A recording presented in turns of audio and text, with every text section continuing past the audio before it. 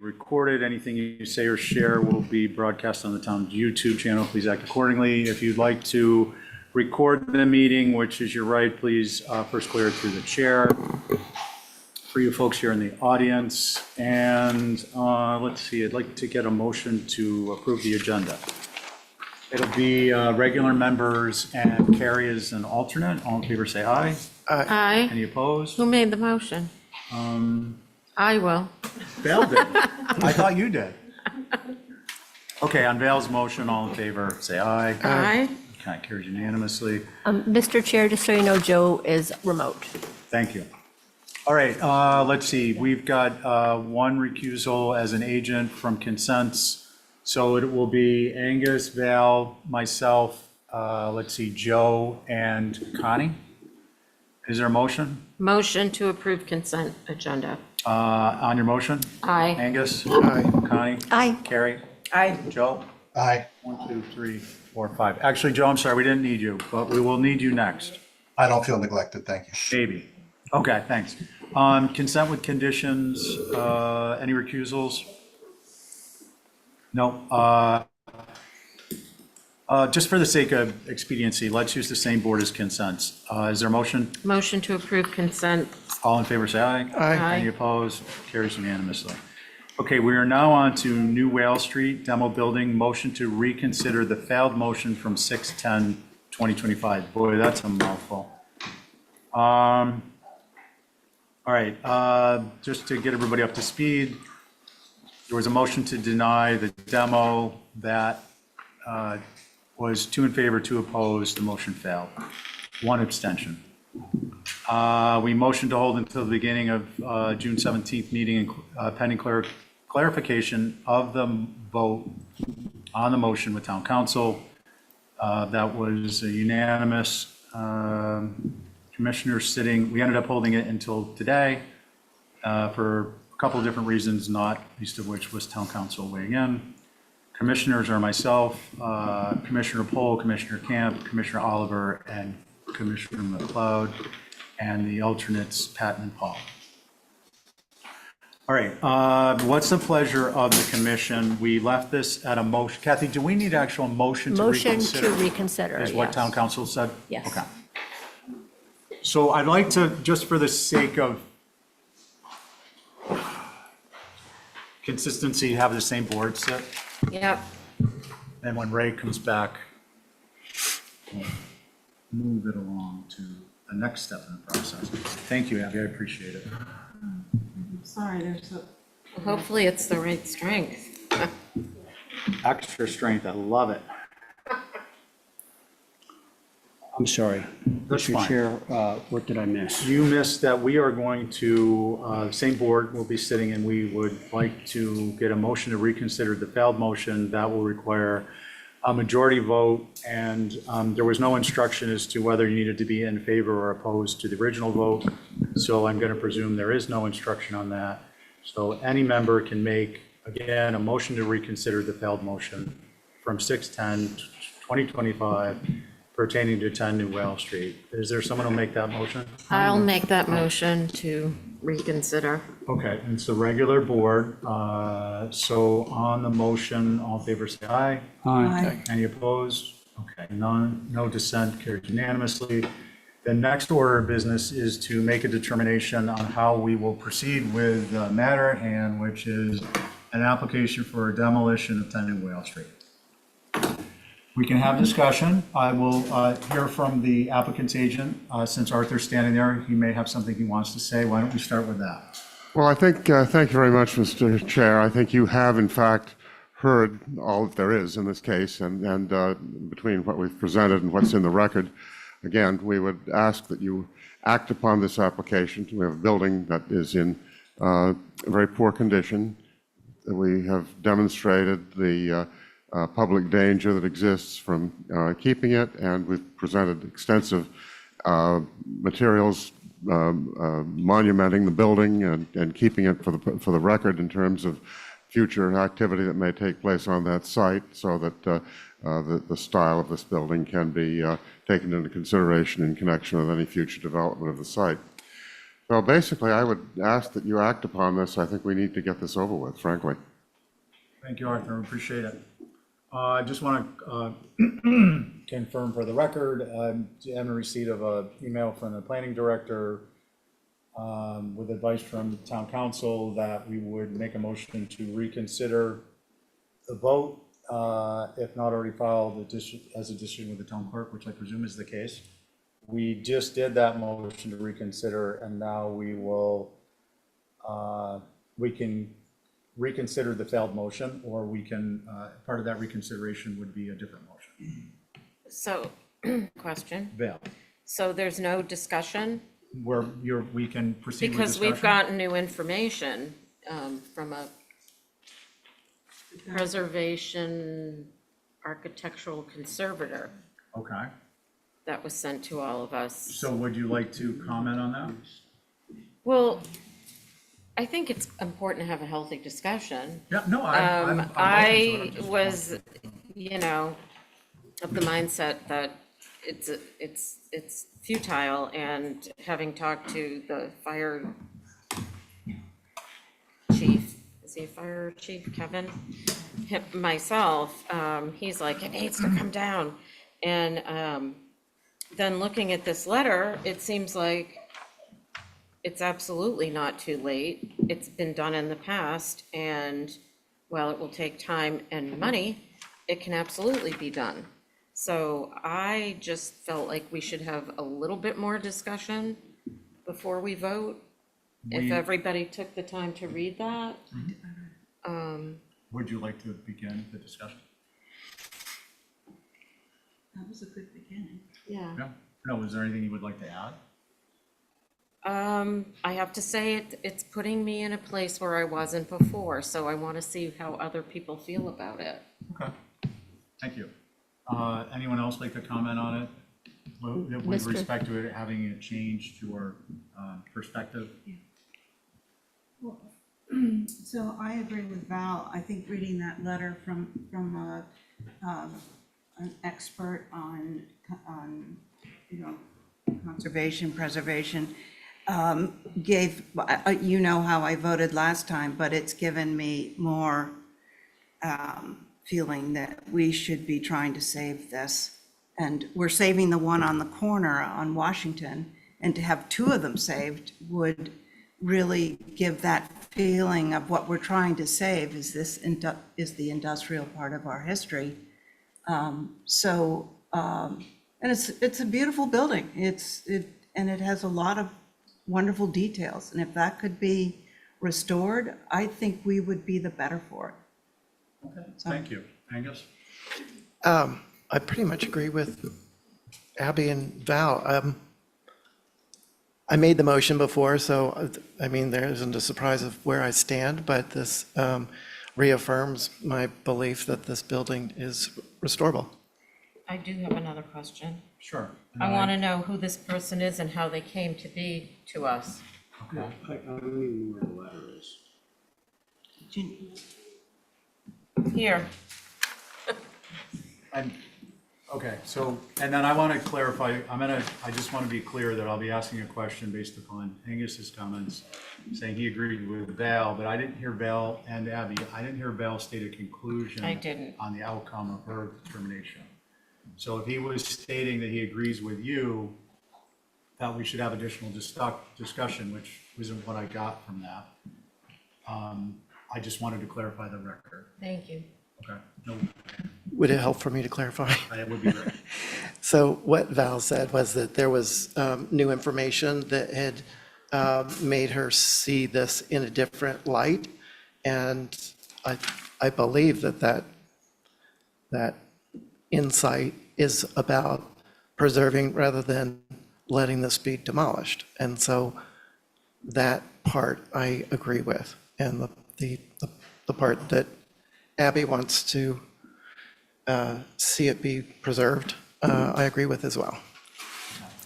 And Val, I just want to be sure I understand. I did not understand from your comments that you'd actually reached a conclusion. I It's just haven't. that it opened your mind to potentially a different conclusion than you previously drew. Yes, and I thought through a healthy, robust discussion, we could talk our way to some sort of decision, but I do want to know who this person is, Right. how they came to us, and, you know, am I considering somebody who YouTubed us and sent in a letter, or is it, do you understand what I'm saying? Who hired them, who? Yeah, no, I agree. You know, you always, something comes up, you always kind of, it's beneficial to wonder who's behind the person who's stating the Right. claim or the concern, so. And maybe Holly can, Yeah, why don't we get that information from Holly, since you brought it up. Holly? Thank you, Mr. Chair. Yes, Glenn, who is an architectural conservator, comes to Nantucket quite a bit, worked with a whole bunch of different projects with NHA. He's been aware of what this application that's been before you all and this structure. He is actually in the Zoom right now, if you wanted to hear from him, if the commission is taking public comment. Thank you. I don't know, well, we will probably take public comment. We're not required to, just to be clear. At this point, I just want to go through once with the board and get an understanding where people stand with this new information. Well, Ray, do you want to comment? Has the question been answered, who hired him? No, I'm going to ask that directly to the individual. Okay. when we get on. And if they're involved in this type Voluntary. of work, then. Okay, Anything else? no. Okay. So I've read the letter. I'm a little bit concerned that qualifications on the engineer hired per the requirements that the commission stipulated, that the outcomes are being challenged with these words like seems to be based on. So to my mind, there are inconclusive conclusions drawn, and I don't want to be making a determination based upon something that's inconclusive, in one way or the other, to keep the building or to demo it. And that is relevant because it's a pivotal element in the original and supplementary assessments we received during testimony over the course of several hearings. So that's my concern with the letter at this point, and I think what I'd like to do is simply ask Mr., how would I pronounce his name, Holly? Anyone? Bornasian, thank you. If Glenn Bornasian is with us. Yes, hi, I'm here. Hi, Glenn. Hi. So several members have asked, were you solicited to perform this? And I would like to also ask if you have any potential pecuniary benefit if this were to, if the decision were to be made to follow your advice generally Right, by voting to have restoration performed. right. Hi, nice to be here with you.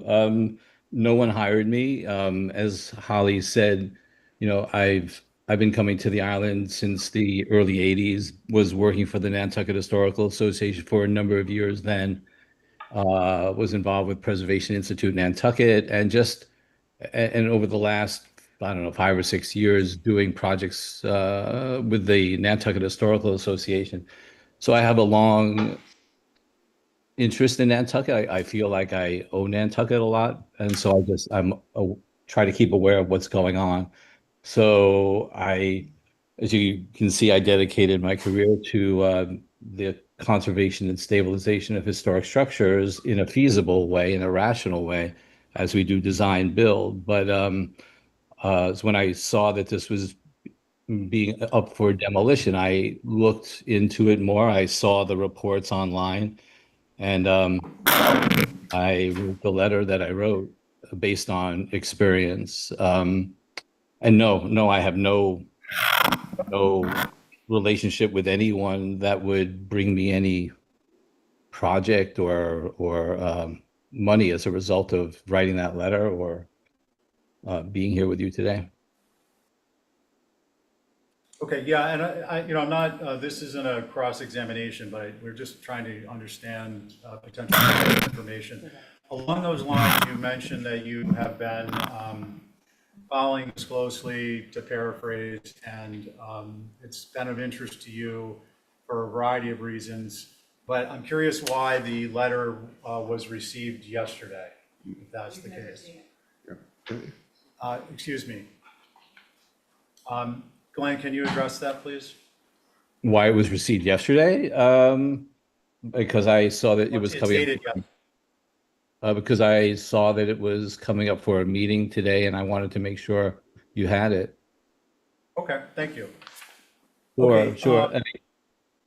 Arthur, have Wait. you people had an opportunity to review this? No, this is completely All right, so news to I us. think- We haven't seen it. We don't know what it contains. And I think, obviously, and I think you will agree, as much as you would not want to, that it merits your reviewing it, your group reviewing it, so that we can also all review it, because apparently members have not either received it or had an opportunity to review it, having received it yesterday.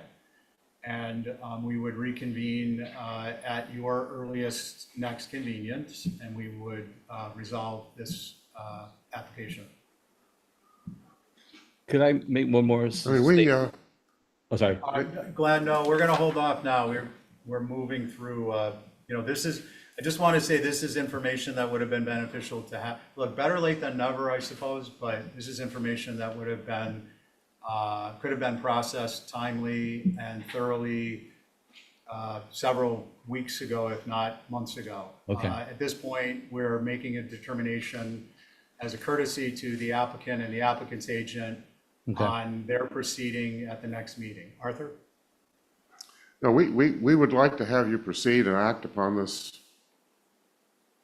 now. I mean, we feel that, I don't know that the hearing was technically closed at any point, but I think it was certainly our assumption that the presentation in this matter was over, and that this meeting today was to clear up the issues that arose from the result of the denial of the negative motion at the last meeting.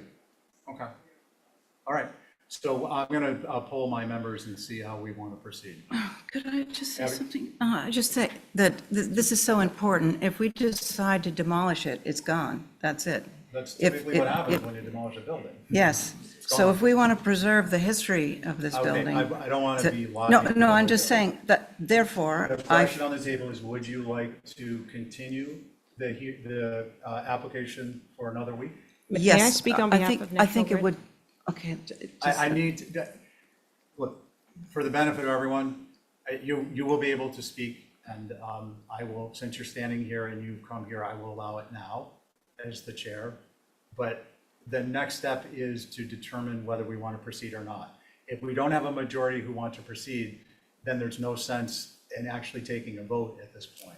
So I'm sorry, please identify yourself for the record. Sure, I appreciate that. My name is Marissa Pizzi. I'm in-house counsel with National Grid. I appreciate the opportunity to speak this evening and the board's patience and deliberations all along. I just, as Attorney Rita said, we obviously haven't seen the letter, but also having understood that it was received yesterday, it would seem that it was submitted past the deadline for new submissions for old business.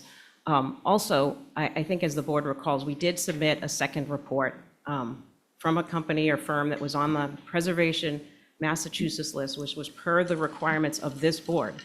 And there was a stipulation at the conclusion of that meeting that the board would accept that report as submitted, that there wouldn't be further second guessing, a third opinion, and now here we are on the eve of the last meeting with an opinion.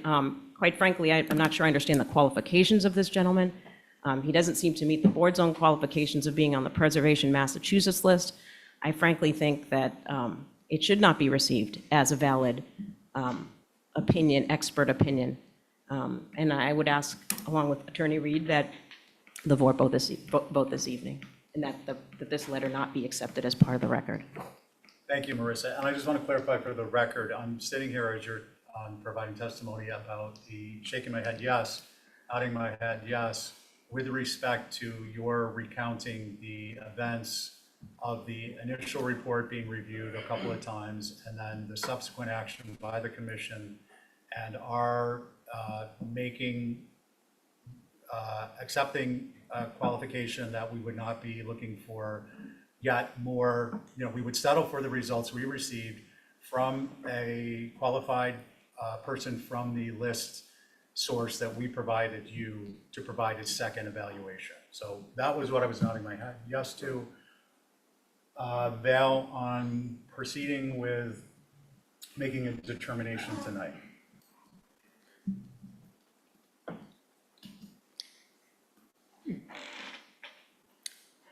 Sure. Okay. Ray? Yeah, I could proceed tonight. Okay. I'm prepared to proceed tonight, given the testimony we've received from both the applicant's professional engineer representative and the qualified, certified individual from the list that the HDC requested as a second opinion from an individual or a company that was preservation oriented.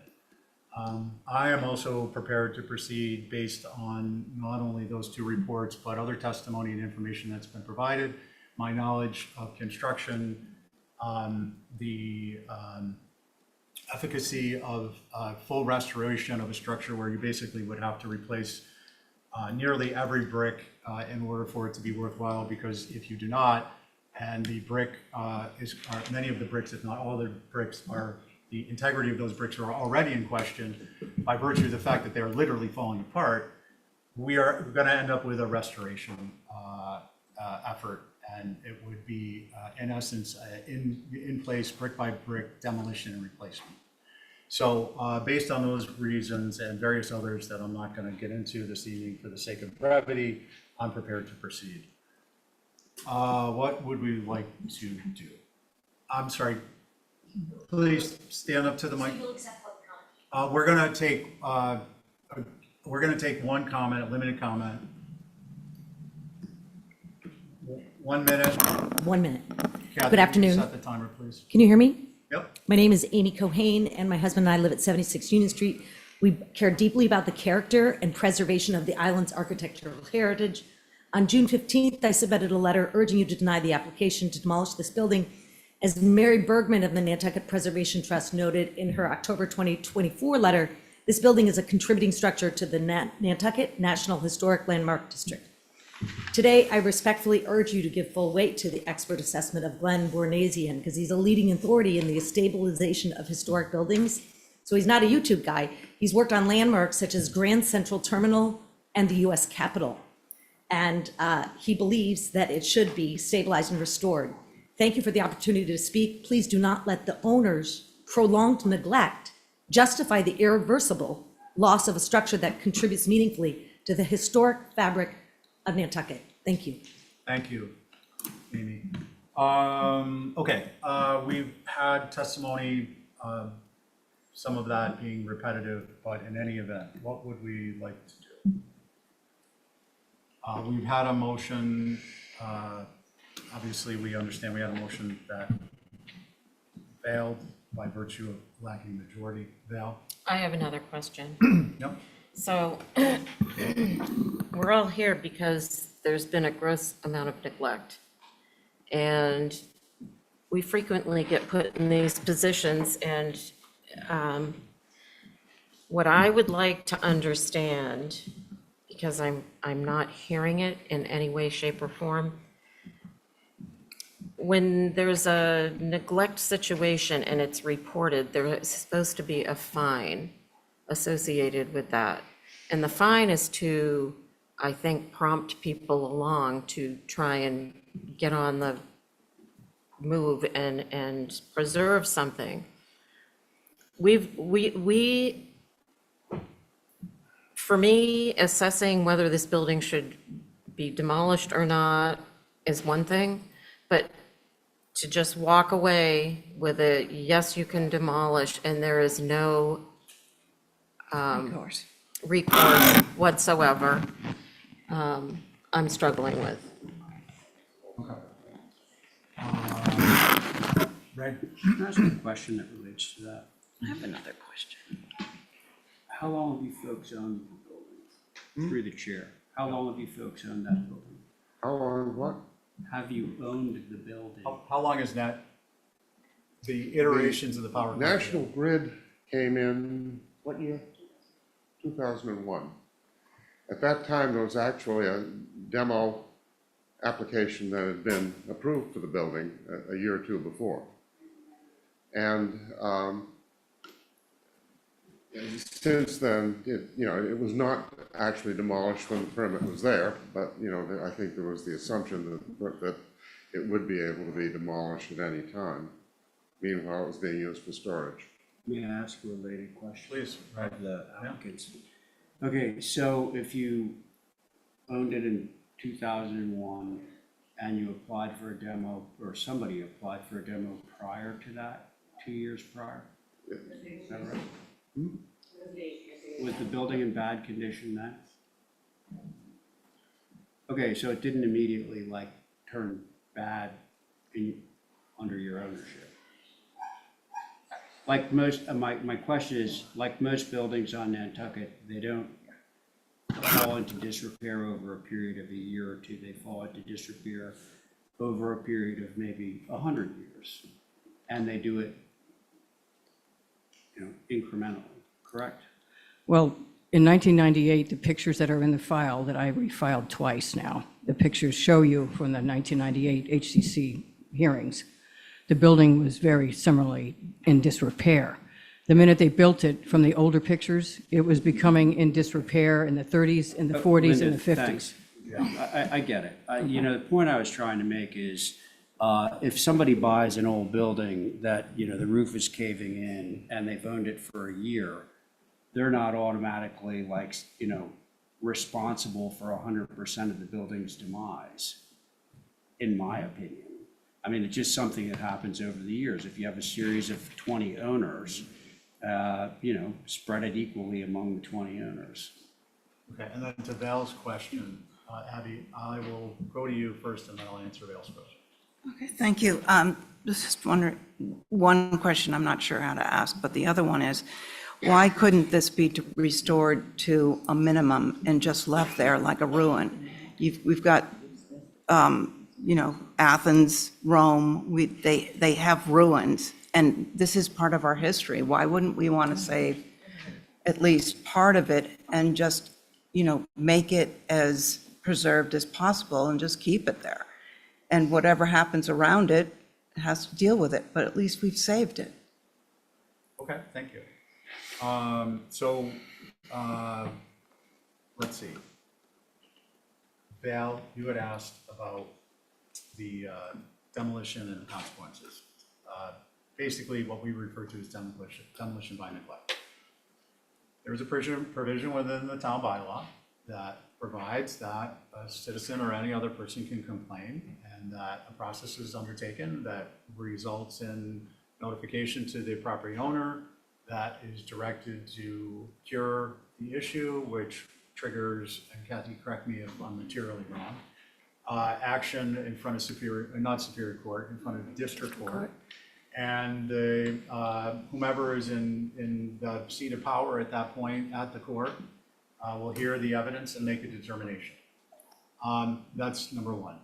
Number two, it's my understanding that this structure has been in a state of decay since probably I remember looking for housing in 1987 when I first came to the island and going to 56 Union. And first I went down to these buildings by what used to be a gas station where the bus station is, which later I worked at with my golden retriever. But anyways, that's a different part of the story. So did I. That structure has been in a state of disrepair for probably the better part of 40 years. I am aware of one instance where a complaint has been submitted, and that was the complaint that precipitated the action that we are now involved in. What am I saying? I'm saying that the community has a responsibility to, and I, me too. I'm not pointing fingers at anyone, but the community as a whole has a responsibility, if they see a situation where there's neglect, to act on it in a manner and at a time that creates time and space to correct the issue before this type of thing happens nearly 40 years ago. So we're kind of going back in time to a situation that I don't believe we can rectify. I want to point out that the town bylaw, it's not a zoning bylaw, it's under the town code, includes an option, which is being exercised here, which is why we are here, for a structure that is deemed to be beyond, I'm paraphrasing, a certain level of repair to apply for a demolition, and that is what happened. I want to reiterate, the basis of my decision is that we have had more than one engineer survey. One of them is a engineer or a person of that caliber who has masonry preservation history and expertise. And we stipulated that once we had their report, we would abide by it. So I am not inclined because to reopen or to extend the hearing personally. Although I asked, because that's my job as the chair, and then to go with the vote. But personally, now that we've determined a majority are not in favor of holding this hearing over, I am not in favor of holding it over for the reasons that have been stated. I think we have kind of exhausted the questions and answers. We Mr. do have a Chair. majority vote to Excuse me. act. Mickey Rowland has his hand up. We're done with, Okay. I'm sorry, Mickey, but we're done with taking comments. We have a vote by the board to proceed with making a determination. At this point, the viable determination is either to approve the demolition or to not approve the demolition. We've already tried to not approve once, and if it's an approve, obviously we have an opportunity to stipulate conditions. No one's talked about conditions recently. I previously stated conditions on reconstruction of the structure. I believe the applicants have stated that they would accept that. Is that correct, Marissa?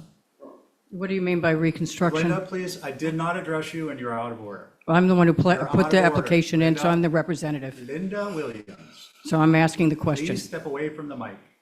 Marissa? I'm sorry, can you repeat the question? Yeah, we had at the last hearing discussed the concept of reconstruction. Prior to that, we discussed the concept of reconstruction at a later date within a time frame to replace this building with a replica. I was under the understanding that you all were receptive to that concept, and I wanted to get clarification on that because it's been so long since we actually talked about this again. Sure.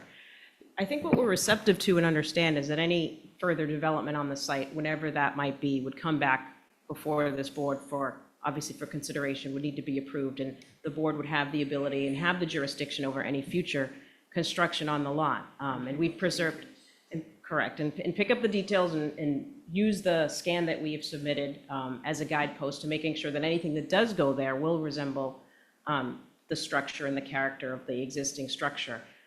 We cannot commit to constructing a replica in a certain amount of time simply because we don't know what the future development of that property will be and potentially whether we'll even own it. It just doesn't seem, it's really not feasible to tie up the property in that way. But the commission, I think, should have full comfort in the fact that anything that goes there will have to come before you for approval. It's not as though we can just, put up a new building and Thank you. bypass the commission. Thank you. And my understanding is that the HDC can't encumber a property with a request for a particular building in advance. We act on applications brought forth before us. However, we could make a condition, for instance, that any future development would include a structure or structures that I would say, paid homage to this structure and the character and setting of having a collective of this type of structure on the property. So I am comfortable with that. I'm not crazy about any of this. I really would prefer that 40 years ago, someone came in with a demolition by neglect complaint and it was addressed timely, or in 98, the building was taken down, or 99 when they had an HDC demo approval.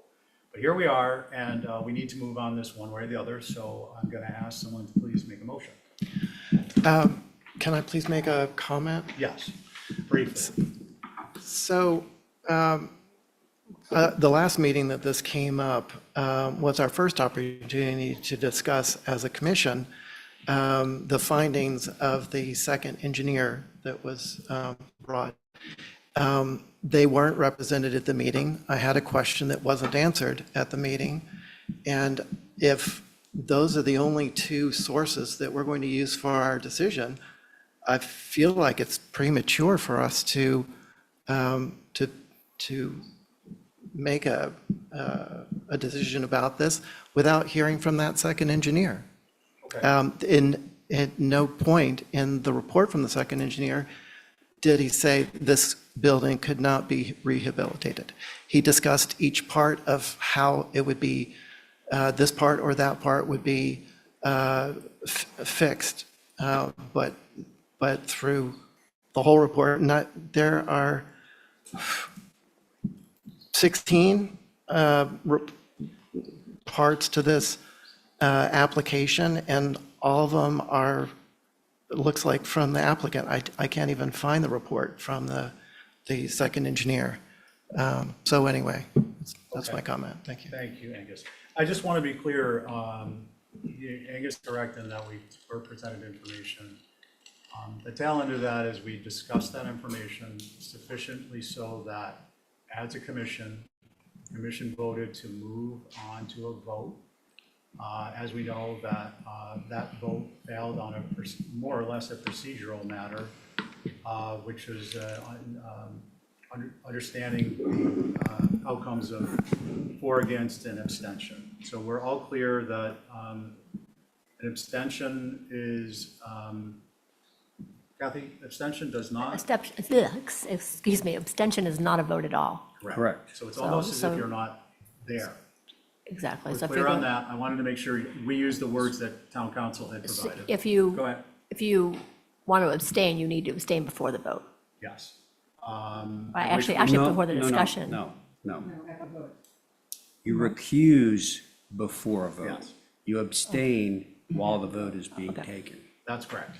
So we're back to that point where the chair says, can someone please provide a motion? Yes. Right. Angus, you have Oh, to no, have now that I'm last dying to line. know what you were going to say. Right? Mr., are you? Yeah, okay. well, All right, so I asked for a motion, I'm you said I'm gonna preface my motion with just a few things. One is the obvious. This same board approved a renovation of this building's, essentially, I'll call it a twin for all intents and purposes. I was feeling very, very good about that decision. It was long and hard, but we accomplished it. This building, by contrast, is a lot worse off, and I can't say that I enjoyed this discussion, but I was very much educated by this discussion, thinking about the decline of a building, and at what point is a building no longer able to be rehabilitated? When it's literally lying on the ground, a pile of bricks. Is that the point, when it's like we decide absolutely there's no way that this can be rehabilitated? Oh, but a pile of bricks could actually be, reassembled, to create the same building that they came from. My point is, there's no definite line. And so what happens is, the graph is, with the decline of the building going down, the cost of the reno is going up. And I see that the rehabilitation of this building might in an abstract way be possible, but I don't think that it is in any way, and I say this because I've reviewed all the information on this particular building. Unlike the other building, I don't see that this building is in any way able to be practically restored. That being said, I am going to put forward a motion for an approval of a demolition of this building. Thank you. Okay, so that will be we're all present, so we'll be all in favor, say aye. Aye. Opposed? Aye. Aye. Okay, so for the record, Angus and Abby are opposed. The motion carries 3 in favor, 2 against. Thank you very much. All right. We are now going to move on to 12 Angola. Ray, you are chairing this 8 North Mill and 20 Main Street, and I am sitting on 12 and 8 as a commissioner, Okay, backup chair. let's see. I gotta adapt to the new method of my thing here.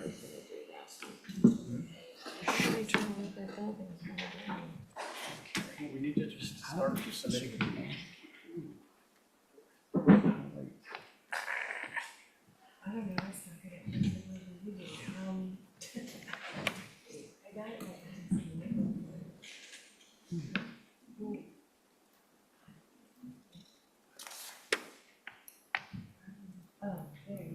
We're at old business 624. Sorry for the delay, folks.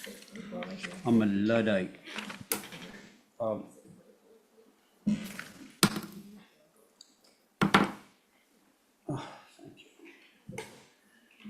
You'll have to come over again for the next application. All right, so we are, as the chair has mentioned, at 12 Angola. I'm chairing, Stephen's on this, Abby, Carrie, Connie. So we've got our full board at the table.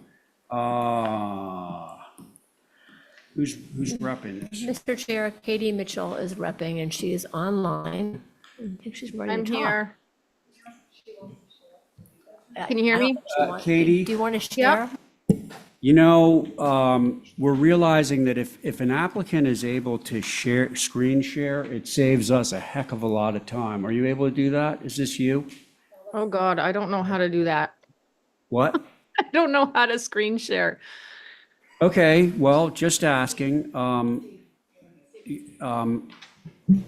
There's really not much to go over here. We were just holding it for review for the most part. Okay, so no changes, in other words. I made one change. I think it was Carrie's suggestion. The first tier over by the shower, I brought that out. Can we wait until we get the picture of here?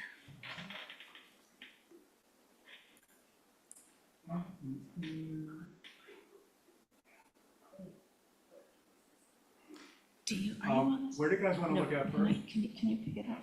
We're going to try and expand the This picture. on the system that they have right What do we want to look at first? I just want to get it full screen if I can. 12 Angola. Whoa, now. It's such a mess. Okay, there you go. I don't know why it's upside down. Bear with us. 51, we're copying the secret information very quickly. There you go. X-Files. You gotta let it just sort of. Okay. Thank you. I guess I'll learn how to screen share. Katie, so literally you made one change, but the rest was just the view part? portion of it. Yes. So per your suggestion, you said, make whatever changes I felt, I was willing to make. And so I did take Carrie's suggestion. I bumped the wall out by the condensers and the shower. So it's, more room for planting.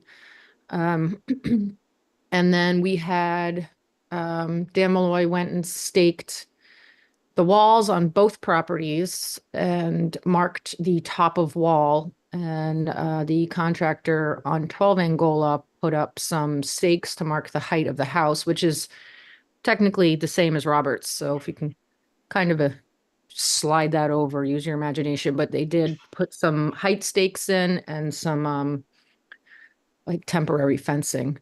And I'm not sure. I notified Kathy last week, so I'm hoping Stephen had a chance to go and view it. I don't know if you did or not. But that's it. Yep, we're just waiting for you guys to look. Okay, Katie. Yes, thank you. So let's see, Holly. Thank you, Mr. Chair. Appreciate the photos of the other sites in the OHG showing retaining walls, very appropriate. The concern lies in with how to make the landscape less formal and more natural. The wall was moved away, as Katie mentioned, thank you. The streetscape showing a 6-foot board fence between the main house and garage is not appropriate. If a fence is placed at the end of the walkways, it should be more typical, like a type 2 cat picket fence as a consistent with the OHD. At the May meeting, the board asked for a view along with the applicant's agreement with the neighbors. I didn't see that part within the application, but I know that it has been staked. I actually personally saw it myself. The dry stacked walls are appreciative. The plantings in front of it within the lawn, like the photo examples, I think would be appropriate. It's hard to decipher if that's the intent. Is the wall in the middle of the lawn necessary for retainage? And my recommendation, if the board is so inclined, that the COA would be revised accordingly, and that vegetation would be in front of the walls, no board fence. It should be a type 2 picket. Thank you, Mr. Chair. Okay, Holly, thank you. Mickey Rowland, your turn. Thank you. So this is Mickey Rowland. I'm representing the Historic Structures Advisory Group, which is Jason Finger, Mary Bergman, and Marcia Fader, and myself. So Fiona, if you could go up one, just go up one slide.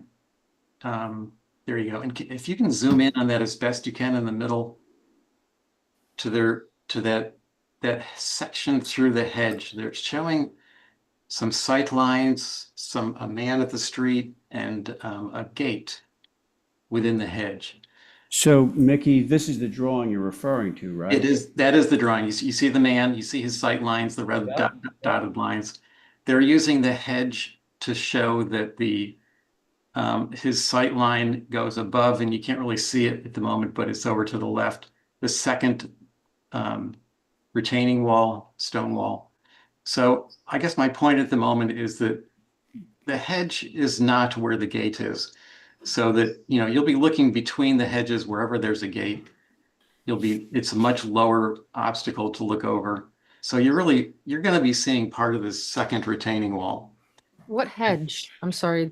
Well, it's right there in the middle, Katie. There's no hedge on my It's the one with the plan. dark gate, Katie. Yeah. Mickey's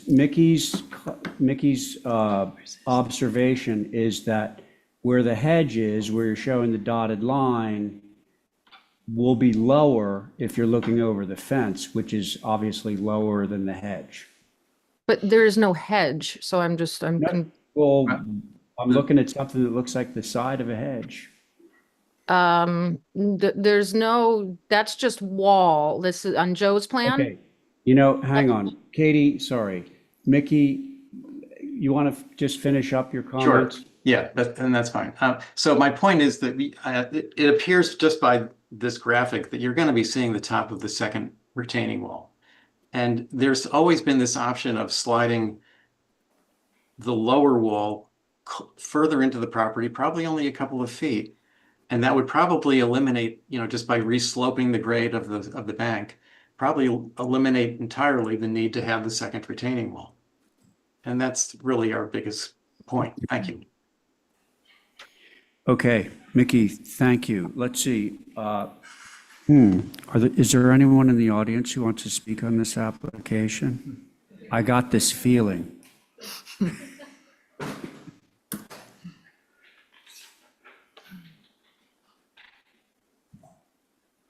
Good afternoon, friends. Hi. Admirers, I hope, and duets here. Speaking on behalf of our neighborhood group, of whom many are here this afternoon, both on Zoom and physically, including 2 direct abutters to both of the properties under consideration. Because parts of the proposed hardscape for 12 Angola and 8 North Mill are inextricably entwined, my comments at this point will apply to both. Our neighborhood group first saw the hardscape plans for these 2 properties in May of 2023. We expressed our objection to the proposed retaining walls then. The reason is simple. Such walls are totally out of place in this particular neighborhood, which is revered for its rural feel, open spaces, and general respect for natural topography. Here we are, over 2 years and multiple reviews, 3, 4, I've lost track, later, with a proposal that has barely budged from the original. This, despite not only our group, but the HDC requesting numerous times that the slope down from the crest of Mill Hill be respected and retainage kept to a minimum. This sense of place is what drew people to buy lots in the subdivision. The 2 lots on Angola were particularly attractive given their proximity to the spectacular Garden of the Sea. I will remind you that without our neighborhood group, Garden of the Sea probably wouldn't exist, nor would the additional open land around the Ponyfield or the hillside between 3 and 11 North Mill, the open land that adds so much character to the neighborhood. Why is it so hard for the owners of 12 Angola and 8 North Mill to respect the continuing effort of the neighborhood group to keep our neighborhood as pristine as possible? It's their turn to make a contribution to the neighborhood by abandoning the ill-conceived retaining walls and do what has been asked of them for over 2 years: be sympathetic to the natural topography and keep retainage to no more than 1 modest height wall.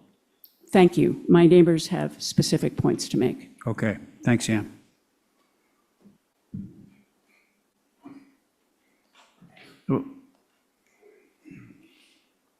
Ann Davis, 15 Mill Street. Am I close enough? Yeah, we got you. You know, I've spoken before about our neighborhood being celebrated for its open gardens and public spaces.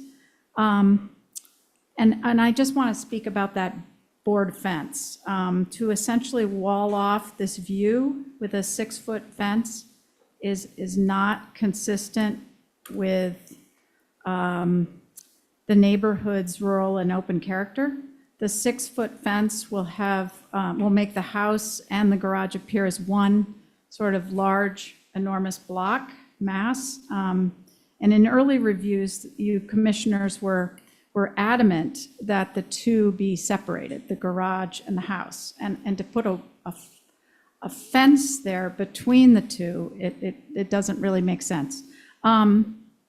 Now more than ever, Nantucket is losing its glimpses into people's gardens or oblique water views. Here we are losing the hillside and nature. We all appreciate it, and it's part of the familiar streetscape. Nature is a character-defining feature. Let's not erase it. Please say no to both the walls and the 6-foot fence. Thank you, Ann. Now, Robert, you had your hand up. Are you speaking on this application or on yours?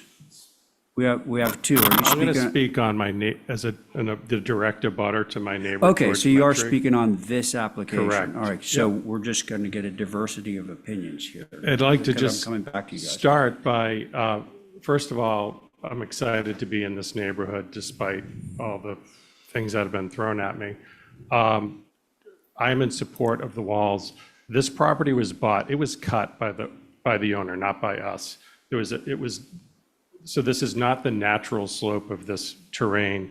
There's a big house above me, and in order to protect his deck and my property, I have to have a retaining wall. I don't see any way around it. If you recall, this is my 4th design that I brought to the HDC. I wanted one building, and my neighbors were against it. I have an antique car. It was my mother's, 1951. It's going in that garage. It was HDC's decision to have a separate garage and use it as a retaining wall. That was part of the plan. I never wanted this big building. I wanted one house. We were all against the ramp. Sorry, keep in mind that right now we're talking actually about the neighboring property. So, well, as I think it was said, this wall needs to be connected for it to work. So that's how I understand it. I'm not an engineer. I have very little wall in my backyard. It's definitely not visible from the public, but George's, I think, needs to be connected to mine. So I look for solutions here. So thank you, yeah. If Okay. you can give us guidance, I'd appreciate it. Robert, thank you, and we have another application I think you'll be interested in right after this. Who would like to speak next? Well, not you, no, Abby. It's not your turn. It's not. No. Sorry, your Afternoon. name, please. My name's Henry Mueller. I live at 11 North Mill. I speak on behalf of neighbors, my wife Geraldine Brewer and myself. My comments pick up and amplify one of the points that Ann made in her comments. Which Mickey Ann? really made the point. 2 walls, not necessary. The pictures that have been shown of other areas, nice, not germane. Not germane to the area that we're in, the style of homes, nor the amount of slope. Second point, in the immediate area, there are 4 homes that handle slope retainage with 1 modest wall or no walls. Third point, we haven't seen any real engineering competent treatment of how those walls are constructed. They're going to be messy and costly. At the tail end of, for Robert, a large construction project, I presume at the beginning for George Metry, a large construction at the beginning of that. So we just, 1 wall. And in earlier reviews, I can quote Commissioner Camp, keep it natural. Commissioner Pohl, I want to see something that is minimized the next time. Try to mitigate the retainage. We agree with that. Mickey really hit it on the head. So that's feeling about 1 wall instead of 2, please. Okay, thank you for your comments.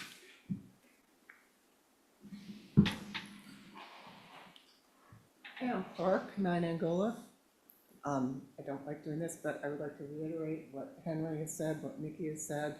Robert, we respect changes and things that were put in place based on decisions made here. We respect all of that. This has been going on, as we all know, for a very long time. I agree that the slope has changed. I've watched it out my windows change. But at this point, the slope still has, the original slope at the top.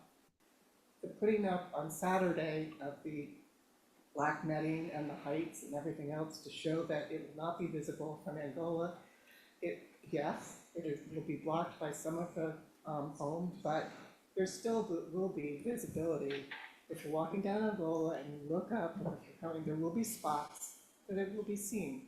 And I do think there is a way, as everyone has, Mickey, Henry said, to figure out a way to make it all work for Robert, for the Metries, for the neighborhood, in keeping with it, and maybe that requires finding some outside support and how to do it to best suit everybody. Hold up, Robert's house, Metries, make sure that they can construct and not have things happen. Anyway, thank you. Thank you very much. Anyone else? Before I send it over to the board.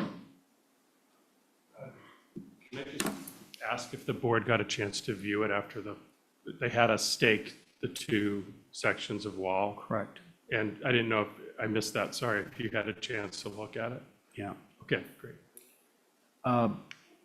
Thank you. Okay, so here we are. It's back to the board. Myself, Stephen, who I would like to have go last because he's dealing with something right now. Abby, Carrie, Connie, who would like to begin our lively discussion? Excuse me, Ray. Who is It's that? Katie. It's Katie. Oh, Katie, yes, go ahead. Thank you.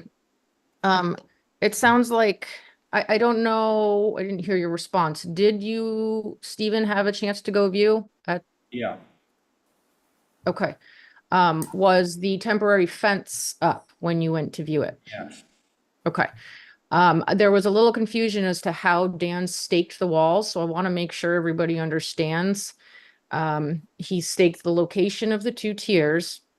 The top of the stakes is not the top of the wall. So I actually had to have him go back, and he ran tape along the stakes at the top of wall. So I was just explaining this to Holly, and I sent her a picture.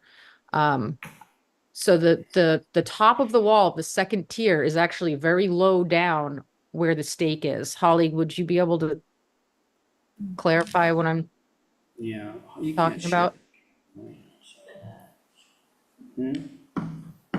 I mean, I could text it to you all, but that's not. So Pass it around. There's no way we can I- get. Katie to I just share. don't know. So, well, let me ask you this. When you went and viewed it, did you view the top of stakes as the top of wall? Is that what you thought was top of wall? I did. Okay, Yeah, so that is not. down is? Okay, so if you, Holly, you took a picture. I don't know if you can share that. But Katie, she can't do that, you know? okay, just- well, it's texting. I didn't, did anybody take a picture when they went and viewed it? Did anybody, I just, so there is No, a tape that I'm trying to explain where the top of wall is, because if everybody thinks right now that the top of wall is the top of the stake, Katie, yes, it's visible. Katie. Like, if there was an error made, like, and then we're learning about this at 5 o'clock on Tuesday during our meeting, you know, that's not great. I want to move forward with the discussion based on the information that we had, okay? So closed to everyone except the board members. Who wants to begin? I'll go. Carrie Thornwell, thank you. Brave. I'm brave or stupid. First of all, I think the gate is not appropriate. I do think that a picket fence would be best. It is pretty far set back on the property as a whole, so I don't think a 6-foot gate is going to hide the wall. I think we're going to see some of the wall. I think it's going to take time for the thing to grow over. And I think it's really important to grow the stuff over the wall, like many of the old walls that we see in town, because we don't even know some of the walls that exist. And I think structurally, I agree. I think it's necessary for these walls. I think the hill has been obliterated. I hate to say that because I was hoping that they would come down with a really short wall and a really tight hill and leave it at that. That's not the case. That's not what they're applying for. It's not what we're looking at. Yes, we wanted them to do that, but this is what we have in front of us. And I'm afraid to say, I think we are at a point where we need to give the walls time to grow over and make sure that they grow everything possible to hang down those walls and create a hillside of nature as we want to see it. And so what if it costs millions of dollars? It's on them to make this happen. And it might take a few years, but I think that's what we're looking at. I don't think you're going to see this thing. You're going to see a slot. And I agree with you that this is a vista kind of neighborhood. But once you get to the houses, you do have to look back to see the gardens. Some of the gardens are right out front. That's not the case here. It's just a different beast altogether, unfortunately. That's all I've got to say. Okay, Carrie, thank you. Who's next? Connie, Abby? I can go. Abby. So I live in a similar situation. I back up to a bank, and I understand the need to make a backyard and a knee wall. I understand that. But I don't think anybody in my neighborhood has put up something so extensive as the higher wall. And when I go to this site, I've been there many times trying to get this done. The terrain is so, it's fine, just the need a retaining wall.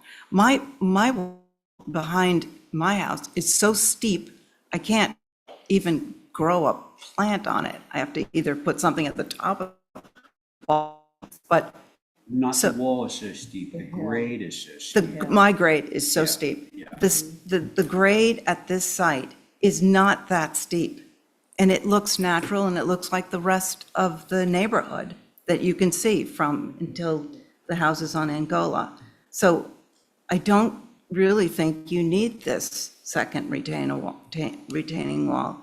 The knee wall one down near the garden is fine, the board fence going to pick it. So, thank you. Abby, thank you. Connie, are you ready? Yes, yeah. So one, yes, fence has to go to picket. Two, I think if there is need for a retaining wall, and I'm not convinced this, from what I saw, it doesn't appear to be.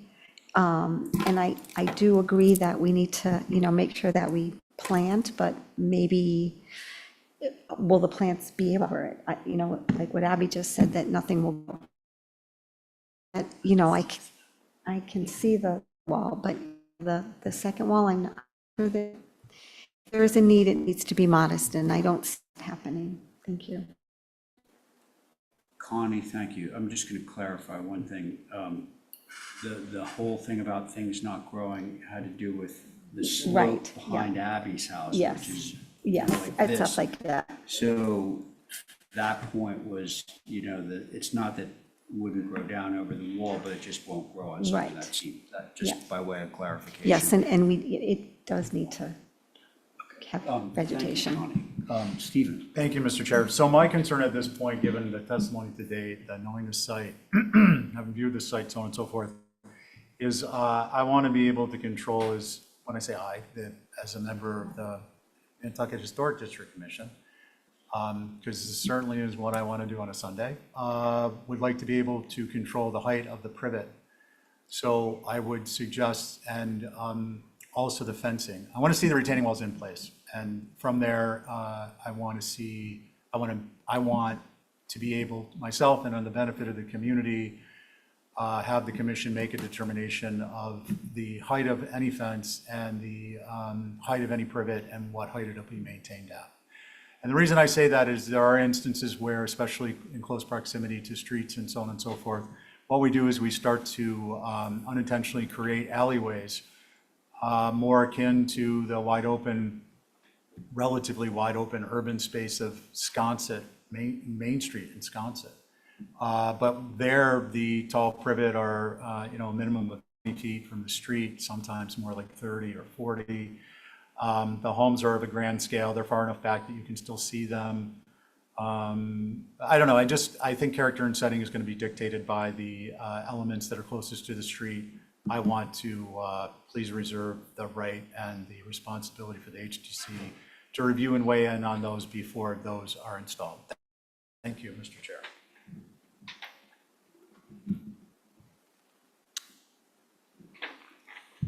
Did I understand? I get about the privet and the height. I didn't understand about the walls. The walls I'm fine with. The walls you're fine with, okay. Got it. All of them? Okay, thank you, Stephen, and just for where I am on this whole thing, I do think that more of an effort could be made to, get the walls from 2 to 1. I think that's a possibility, and the one wall could be made smaller in a way, in the same manner that Abby has said occurs behind her house, which is slope up to the wall, have the wall, then slope up away from the wall. And I think, the problem here is we're trying to get too much flat yard space in the back, which I can certainly appreciate as a homeowner, but, less as an observer. So I'd like to see some more modifications made to the walls. And of course, I think that a majority of the people, Katie, have said, not the board fence, picket. Mr. Chair, Yes. Fred Mueller has his hand raised. Okay, Fred, discussion is concluded, but I'll hear you, just because I'm a good guy. Thank you. Can you hear me? Yep. Okay, I'm just going to make one comment. Right now, the hydro-seeded grass on that hillside is holding the slope. It was blown in by us as a temporary cover. I think a 4 to 5 foot wall in more or less the position of the first wall and correct slope and correct planting will work. And I just want to point out, it's right there in front of you, under the stakes. field grass holding a 40-degree slope. It's right there. I don't understand why this discussion doesn't recognize that fact. Yeah. Thank you. I think we kind of reached sort of the same conclusion, that you did. But Fred, thank you. Katie, I'm going to just allow this to go to a vote. I let Fred talk, but folks, can I have a motion? I'll do one. Motion to hold for revisions and one wall. Give it a Okay. try. We haven't seen it yet. All right.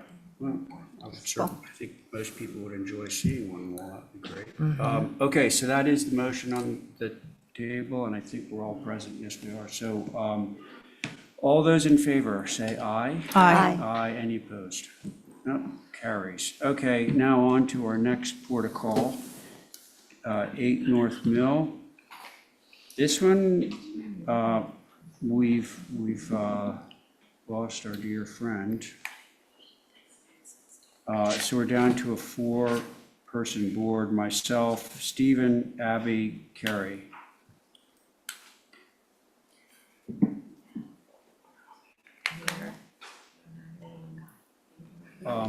Katie, you're presenting this one? Yep. Okay. Can I speak? Yes, you may. Okay. New application. We're fresh. So, I mean, obviously, this is just continues on from George's, from 12 Angola. The walls were staked on his property as well. Again, I'm sorry, I had, Holly took some photos and Robert had some photos that he forwarded to me. I don't know what just happened to my screen. Oh, there it is. That the photos of Robert's property that were taken showing the staking are much more clear because the tape seems to be more visible, showing the top of the second tier, which is, again, not visible below the house sightline. So I don't know what else I mean, the request of the last meeting was to stake the walls. Nobody suggested doing any revisions with one wall. I would have done that at the time instead of going back to another meeting. So just tell me what you would like to see so I don't have to keep making more revisions. I would just like to get everybody's opinion in one meeting. Like I said, I would have tried the one wall last week, but I was told, no, stick with the 2 walls, just stake them so we can view them. So that's what I did. I want to also try to, I know it's kind of difficult to visualize. It's easier for me as the landscaper, but when you're looking, say the walls are completely visible. When you're looking up from the street, you would see 3.5 feet of the lower wall. Then it is going to slope up to the second tier. So you are only going to see maybe 6 inches of the second tier. And then it will slope up again from the second tier. I just want to make sure people understand that we're not making it flat between the first and second tier. It's not going to be, we're keeping the slope. The slope will stay. The walls are being literally inserted into the slope to hold it. I hope that clarifies a little bit. And again, we're, working to make the plantings as natural as possible. You don't get much more natural than a dry stack wall. And I believe, let's see, and there is also, I just want to clarify again, there's no privet. The only privet on the plan is that section between the 2 properties. There's nothing along the street. There's nothing on the Angola side or the North Mill side or the top of the slope. It's just a barrier between the 2 properties. And I think that's it. And these plans do reflect, just so you know, the house move 5 feet closer to the street.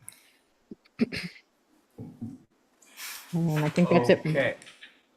All right, Katie, thank you. Holly? Thank you, Mr. Chair. So while this is an as-built condition of the house move that was last heard in March, the hardscape application that was submitted was, one, to track, and two, was not submitted by Katie. So this is the resubmission that you all originally reviewed previously. Also, there's an application that was approved specifically for the driveway through staff. To address concerns with the house move, obviously is still pending. The photos of the site conditions with the house are telling. There is, I know right now, if you look at the site, there's a little bit of erosion going on, but that's because that's not the normal, topsoil, if you will, that would be there. Spacing for the plantings. The proposed type 2 cap picket fence, white between the structures. I'm not sure, type 2 cap picket fence is appropriate within the old historic district. I'm not sure about white. It might be too in your face, but obviously that type of fence is appropriate. It does give the full picture of additional vegetation to be planted. I just wanted to mention about the driveway dimensions, match as a previously approved. As you all know, that no apron is required per zoning, but the brick ribbon is appropriate. And at the end of the day, the hardscaping in a perfect world would have come in with the move, with the house moving concerns. It does obviously reflect the move. The plans should show the change in the lines between the foundation and the roads. It is a little dramatic. I am concerned on what the vegetation will survive. I do, however, have confidence in the applicant that will provide appropriate vegetation within the old historic district. But and maybe it's a little too hard to tell right now. I did want to say that the veneer that you all approved, a brick on the house, it looks nice. So those are my comments for your consideration, Mr. Chair. Thank you. Okay, Holly, thank you. Mickey? Thank you. So Fiona, if you could just scroll down to that same cross sections view. I just want to and zoom in if you possibly could. One more down to the drawing. One more down, Fiona. This yeah, there you go. Okay, so Katie said that you're only going to see about 6 inches of the second wall because of the slope and the grade between the two walls. Well, that drawing there shows at least 2 or 3, if not more, of the secondary wall being very visible. It's not 6 inches; it's 2 or 3 feet.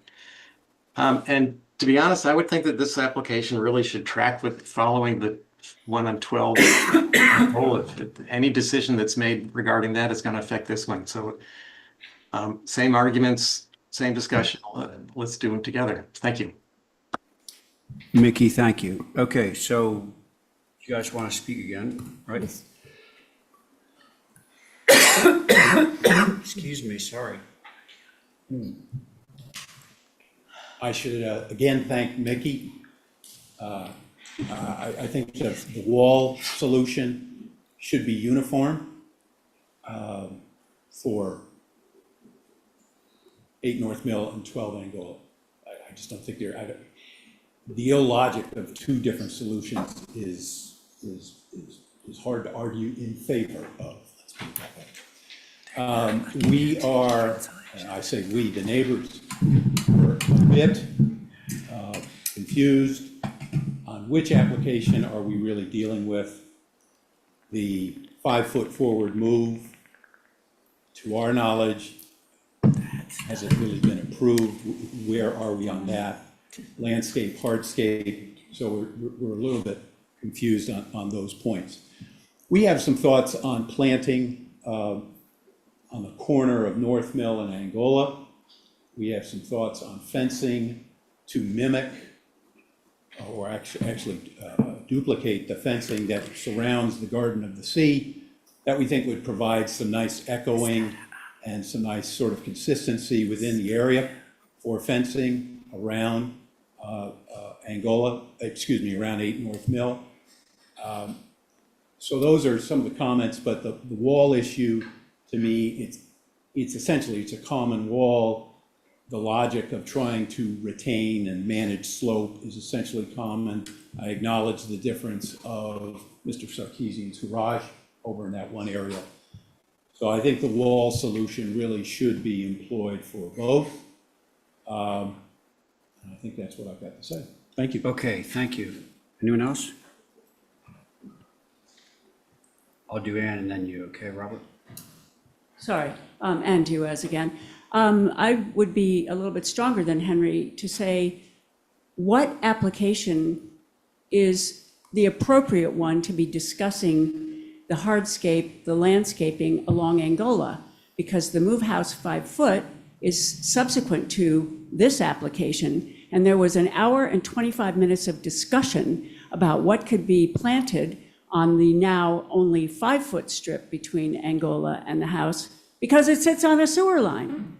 So it doesn't seem appropriate to me that the discussion of hardscape for this property includes the Angola section at this time, because there's this other application that's more recent. So I would ask that anything having to do with that strip along Angola be ignored for the time being and brought back when you resolve the Move House 5 foot application. There's one point on the plan that I would like to mention, which is there used to be a tree on the corner of Angola and North Mill. That has been removed. There's in the notes, it says it has been removed. I assume that it's been removed because the house now sits on top of a sewer line and the sewer department doesn't want long roots. But a tree there would be really good. So what about moving it a little further north, or south, I think, further up the property line to get the benefit of some screening of the facade of the house on Angola that would benefit the neighborhood? Thank you. Thank you, Ann. Robert? What benefited the neighborhood was the pole that I did have removed from my property that was going 150 feet over the Eleanor Ham pony paddock. So that was removed and a dead tree was removed. The HDC had me remove a white sign that I never put up that was there for decades, and apparently it became a problem a couple of weeks ago. That was removed. The my retaining wall, I don't want to spend millions of dollars, like someone said, to have these walls. The reason why I'm putting a wall is because my neighbor's privet it's eroding, and Holly mentioned erosion. She's worried about erosion in the front. The back is, what about the erosion in the back? So I feel like we're arguing the same points. And I'm at a loss here. Like, you had me put the garage where it is. What is going to happen to my neighbor's deck, privet hedge? It's already eroding onto my property. So how do I mitigate that? If you want the slope, doesn't it make sense for the house to be where it went mistakenly, 5 feet away from this very special slope that you're trying to protect? Why would you want the house closer to it? So I don't even understand some of the argument. I am looking for the HDC for solutions, and thank you. Okay, Robert, thank you. Mr. Chair, Yeah. Katie Mitchell has her hand up. She's had it up for. Katie, quickly, yes. I've almost forgotten what I was going to say. Sorry, I'm going back to your screen here. My plan's here. I wanted to point out, I don't know if you're able to scroll down in the plans here. I've provided pictures and descriptions of all of the evergreen plant material that is proposed around the foundations of the house. These plants will do well in that soil. They will help to hold that slope around the corner of the house. And again, they are all evergreen and deer proof. I don't think any of the plants I've selected for around the foundation are not evergreen. The tree that was on the corner, as Ann pointed out, that was at your request, prior meetings. I was not present at the meeting, but I read the notes for Robert, and it did say that you had requested that the privet be removed and the tree on the corner. So that's what I did. There are plenty of different kinds of plant material that can be planted on top of a sewer line. A lot of things like privet, for example, only go about 15 to 18 inches down. Their roots go out more. There are trees that can be safely planted over sewer lines. So if you want me to put a tree back in, I'm happy to do that. But Ann is correct. Some of the trees, some larger trees are not safe that close to a foundation, especially, or on top of a sewer line. So I just wanted to clarify that that's why the tree was removed. And just make sure that you see what plants have been chosen to go around the foundation. That's it. Okay, thank you, Katie. I do want to, and I haven't forgotten, just as sort of a point of clarification, I'm pretty sure that the tree removal was not at this board's behest. I think it was at the behest of the DPW. Certainly not Okay. ours. Not us. Okay, I wasn't present at the We would never have meeting. recommended it. All right, well, just so you know, Okay. we'd love to have a tree there. Mr. Chair. I'm sorry, your turn, and then we'll go to the board, okay? I just want to say something that Robert mentioned is he's dealing with the property above him that also has had some outstanding things. And I think that, again, maybe having, I don't know, an outside somebody to come in and come up with a solution that best address the fact that all three of those properties are tied together and have been tied together and should be, I mean, we're looking at two together that should be looked at together because the decision affects both of them and in fact grandfathers in the property above Robert. So reiterating again, finding some Yes, solution that okay, will solve all of the above. right. I agree with you in principle, and the board always loves it when neighbors are able to solve their issues without coming here, but sometimes it doesn't work out that way. Mr. Chair. Can we make a motion to that effect? Mr. Chair. Regularly? Mr. Chair. Hey, you guys, just work it out. Excuse me, Mr. Chair. All right, Mr. Chair. I think we've heard from everyone, right? We've heard from everyone, no? There's Fred Mueller has his hand Okay, raised. Fred, quickly, please. Yes. Stephen's hungry for pizza. I haven't gone either. Okay, I'm speaking for the HOA. All of these new homes are members of an HOA. The Mueller family set aside significant funds to reconstruct the private way going up towards Prospect Street, including water handling features, including fencing.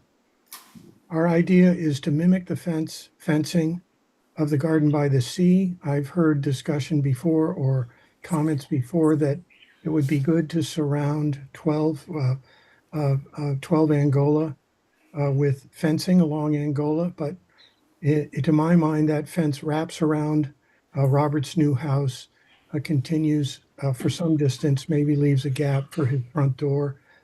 These are all issues that would become apparent to you because my brother and I plan to bring a plan to rebuild the private way after it's been kind of destroyed by all of the construction. So keeping that in mind, I'm thinking of fences. Yeah, thanks, Mr. Mueller. And just I'm sorry, I just want to be really quick. right. I hope the board can look at the minutes from when we were reviewing when the property above was being reviewed, because that work has never been executed. There was supposed to be, the privet was supposed to be taken out. There was supposed to be, the grade was supposed to be adjusted 2 feet. And there were supposed to be more natural plantings that held the soil. And I think if that had been done properly as reflected in the minutes, there would probably be not an issue. And Mr. Sarkeesian could go with a single wall, and what is above would be more natural plantings with a slightly less steep grade. Right. Thank you. And, you know, I've heard from a couple of people this idea about the fencing and all that, but, you know, it's not up to this board to design the landscape. It may be a fabulous idea, but, you know, that's for Robert and his representative to decide. Okay, so I do want to go to the board now. There are only 4 of us left standing. Myself, Stephen, Abby, and Carrie. Who would like to begin? I'll go. Yes. Okay, so Katie, you said, tell me what to do, and I'll do it. So when you let a hill just go down naturally, let this hill come down naturally, see where it lands, and then go back a few feet. You don't need to grab that much flat yard space. That's the whole issue here, is that you're giving too much yard space to the homes rather than spaced for the hill to do its natural thing. I think that's gonna help a lot. It'll help with stability as well. If your slope is longer versus short and chopped off, I think that's gonna help you. I just think natural to weather fence, not painted white. And that's what I've got to say. Thanks. Okay. Carrie, thank you. Who's next? I can go. Abby. Because I agree with Carrie. I think if they were, to go back to the neighbor's point, if they were to correct what they were supposed to correct and continue that natural slope down from the houses on the hill and do natural vegetation, you just do the one wall that you need for that backyard. And you don't really need the second wall. It could even encourage, what's it called? Runoff, and it could make the erosion even worse, actually. So I would keep with the one wall. I think the corner problem is actually my elephant in the room. How do we deal with that? Because there's also a lot of erosion going down to Angola from the foundation now, because it's been, there's not a lot of slope now. So my own opinion would be, as the neighbors have said, to reflect the Garden of the Sea with that type of fence that is, it's not a split rail, but it's like a board fence. And it could make a gateway to Angola to have the 2 fences on either side. And then going towards your house to do vegetation. But somehow tie it together so it doesn't look like this development is coming down the hill and then suddenly there's the Garden of the Sea. We've got to make it kind of work with the landscape, make it as natural as possible, and then you've got a good solution. Thank you. Abby, thank you. Stephen, it's to you. Thank you, Mr. Chair. So a couple things for me on this one. Having walked around here quite a bit, and you know, Westchester Street and various others, they're all around town where there's ever a steep hill, the backside of Academy Hill Lane, and so on and so forth. There are a tremendous number of locations where retaining walls exist, and we don't see them. The vast majority of the retaining wall on this site in the rear, the double wall, is not going to be visible. A portion of the upper wall will be visible from North Mill at basically a right angle for a very short period of view as you're walking past it. And that will be limited by any vegetative growth of any kind, including grass over 6 inches, on the slope that comes from the 8 Blueberry, I think it is, down towards North Mill Street. So with respect to the double wall, visibility will be from Angola through the, between the area of the privet and the house. And it's going to be, you know, basically a 6 or 7 foot wide swath. So I'm not concerned with that. I would prefer that it wasn't there. I would prefer a lot of things, but with what we're working with. I do appreciate the fact the garage has been worked into the slope. That cuts down on the necessity for tall retainage along the portion of the property boundary adjacent or approaching North Mill on the southern edge of the property. My primary concern is that this site plan doesn't appear to accurately reflect the distance the house is from Angola Street. And I think we need to be reviewing that detail. I find that what happens with sometimes we get involved with comments from the public to the extent that, well, for instance, we have this huge house on the corner of Angola and North Mill Street, where the height of the structure, to my mind, could have been focused on in much more detail, but for some of the incoherence that's created within the commission and amongst the commission, as we're trying to juggle the input from other people. And I think unfortunately sometimes we lose sight of other important elements. Shame on us, but nonetheless, it is part of what happens. And my point being there is that the structure, aside from any other open issues, could have been, I think, actually lowered. I think the design of the structure could have been dramatically different, and the presentation in this area would be more beneficial. But for just losing sight of our own comments because of all the input we're getting. So those are my comments. They extend a little bit beyond the hardscape, but I believe they have merit, and I'm going to continue to pursue solutions so that we don't lose sight of the integrity of our design review process. Thank you, Mr. Chair. Okay, Stephen, thank you. And my comments are very much aligned with Stephen's on this piece of property. I'm far less concerned about the double wall here because of its lack of visibility than on the neighboring property. But the issue, the larger issue is how to deal with the corner. A lot of recommendations, thoughts, observations have been made about, relocating the tree.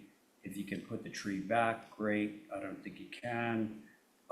Altering the site plan, which I'm pretty sure Stephen is correct in saying is inaccurate. It still shows the 10-foot setback. This notion of the fence, which would unite it back to the garden by the sea, that's, a nice idea. And it would serve a double purpose of, A, uniting it back to the garden or the sea, and B, mitigating that grade change that we're all quite aware of right now. But in terms of the retainage, and how Katie and company deal with this, I think it's more important to have the double over on the other lot, less important here. So those are my comments. I'm going to make a motion to hold for revisions. The revisions to include a fence option with a cross-section of the grade at somewhere along the length of the fence. The interest, I just want to make a comment. The interest there is that not unlike other areas in town and even on Candle and right in that area, a fence can be on a slightly raised, pargeted concrete.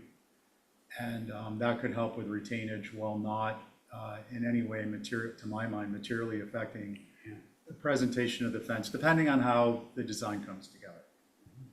On the other hand, it might look horrible, depending on how the design comes together. So I would like to see an option, elevation options for fence with some minor retainage built into the base and a cross-section, and the cross-section area indicated on the site plan. So that is the additional information included in my motion to hold for revisions and additional information. Could I point out something, Stephen, in his motion? Second his motion. I second Stephen's motion to say that I think because of that corner being so egregious right now, I think Katie could come up with at least 3 options for us. They could be a picket fence, it could be like the fence of the Garden of the Sea, or it could be a stone knee wall that goes around the corner, but come up with a solution that we can look at and read clearly. Okay. All right, so that sort of rolled into that motion for revisions. Katie, you heard all that, I'm sure. Mr. Chair, she has her hand raised too. I know you're in the middle of a motion. We're I about just- to, I just had a quick question. I didn't understand the comment about the site plan being incorrect. What was that? I want to, well, I'm looking at a site plan and Stephen is, I'm pretty sure, looking at the same one that looks like we're looking at least a 10-foot setback. so I, No, okay, this is funny. My document is different than Carrie's document, so, okay. all right. Let's put that all aside for a moment. We're in the middle of Okay, a I just want to vote. make sure you guys have the Yep, correct okay, plan. okay, thank you, okay. And so on Stephen's motion, all those in favor say aye. Aye. Any opposed? Nope, you got it, okay. Thank you, everybody. Let's see, Linda Williams, Main Street. I don't know. I didn't get a text. Well, let me see, I'm getting a text now. Oops, got a text. All right, folks, we're going to take a break for 11 minutes, so we'll reconvene at Shangri-La. 6:56.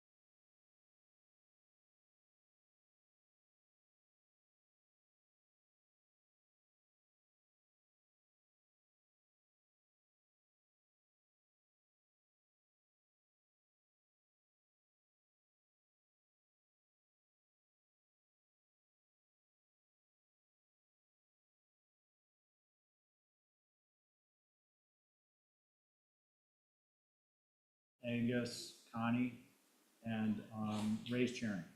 No alternates. No, No? no, 20 Main Street? Yeah, no alternates. nope, No, I didn't say any alternates. no, there are none. Yeah, there are no alternates, but Connie is an active associate. Yeah. Okay, No peanut gallery confusion, please. Linda, Ray. Back again. And we have changed the style of the fence, like Val suggested. It's going to look much better. And shown you with the foliage, which is year-round foliage, and obviously the condition's going to be not visible at the time of inspection. I gave you the relative distances from Main Street. It won't be visible because it's around the corner, blocked by the addition. And it's 75 at minimum feet off of McKinley. Or more, is it Moores or McKinley? I've forgotten, it's been so long. Side street, and move the fence back, change the fence style. It's up to you guys. Val suggested the planting be on the inside. It can be inside and outside, Val. It's up to you guys whether you want that foliage on the inside or the outside. Either way, that works. Because I took a picture of every hedge from Main Street all the way down McKinley and Moores and Ocean and Main Street. And every single yard, I didn't realize it until I took the pictures, is blocked from view by privet or arborvitae or Leland cypress hedges. And I didn't realize that nobody's backyard is open for view, and those things are right on the street. So I'm at your mercy at the moment. all right. I just want to say, I'm glad that we looked at all of this stuff ahead of time, since our iPads and our, Don't right. Are you looking at something? Yeah, I Yeah, have but it. I have like the gold card membership. You need to upgrade. So, thank you, Linda. Holly? Thank you, Mr. Chair. So for the record, this is individually significant green chimneys from 1838 for William Hadwin and Nathaniel Barney. This is located in SR 10 within the Sconset Old Historic District. Appreciate the more detailed site plan showing the locations of the 4-foot fence off McKinley, Main, and the side property line, as well as the vegetation locations.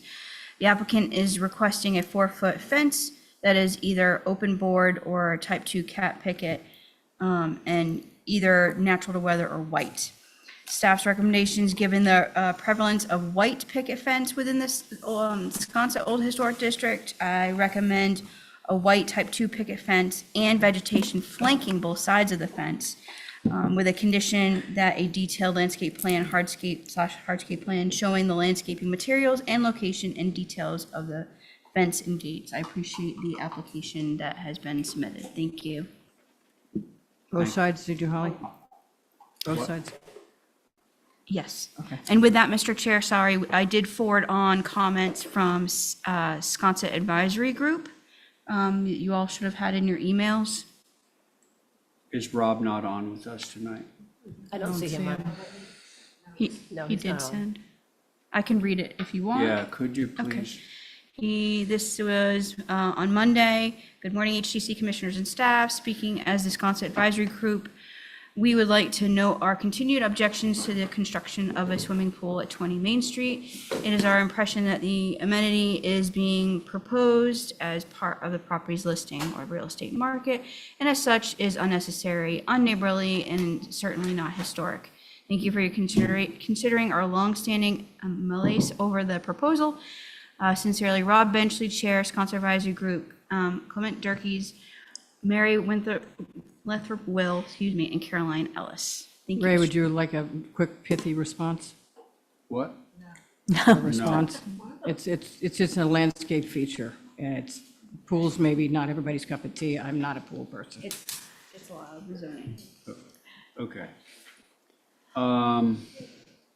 All right, I didn't announce the board, but I will now. Myself, Abby, Val, Angus, Connie. Okay. Who would like to begin? I'll go. Thank you, Val. I think with the vegetation being on both sides of the fence, Okay. in our caveat, we really won't see this, and that's all we have jurisdiction over, not whether we like pools or not. That's my comment. Val is white fence? Isn't everything else, White, It's yeah. white. yeah, And a type 2? yeah. Okay. But if it's gonna have vegetation on both sides of it, I think it could be natural to weather, Okay. but that's just my opinion. Okay, who's next? I can go. All right, Connie. I agree, no visibility or low visibility, none at all, really. I would be in favor of vegetation on both sides.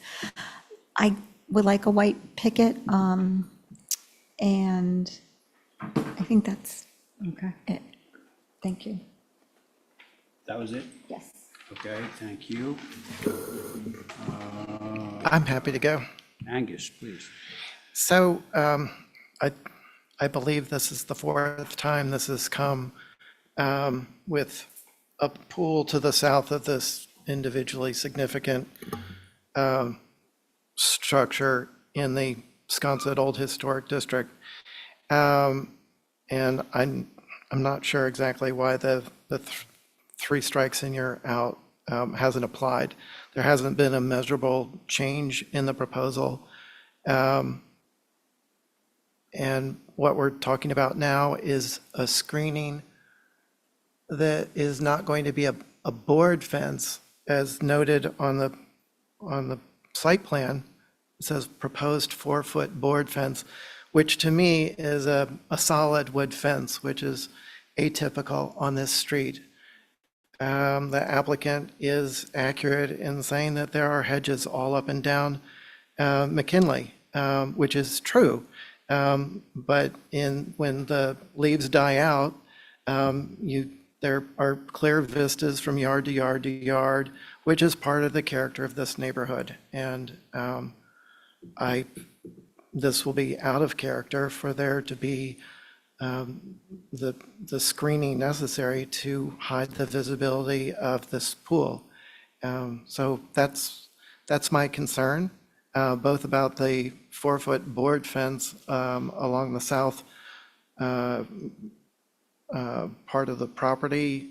Well, everywhere where it's noted, it's facing Main Street, which is a ways off Main Street, so that's less of a concern, but it's still atypical. And then definitely the fences that are facing McKinley and run from McKinley back to the back of the property, on the south side of the property.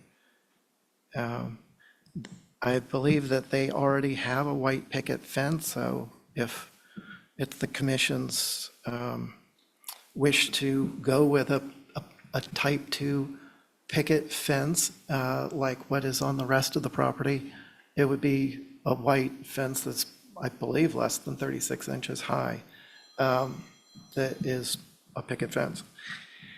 That's all, thank you.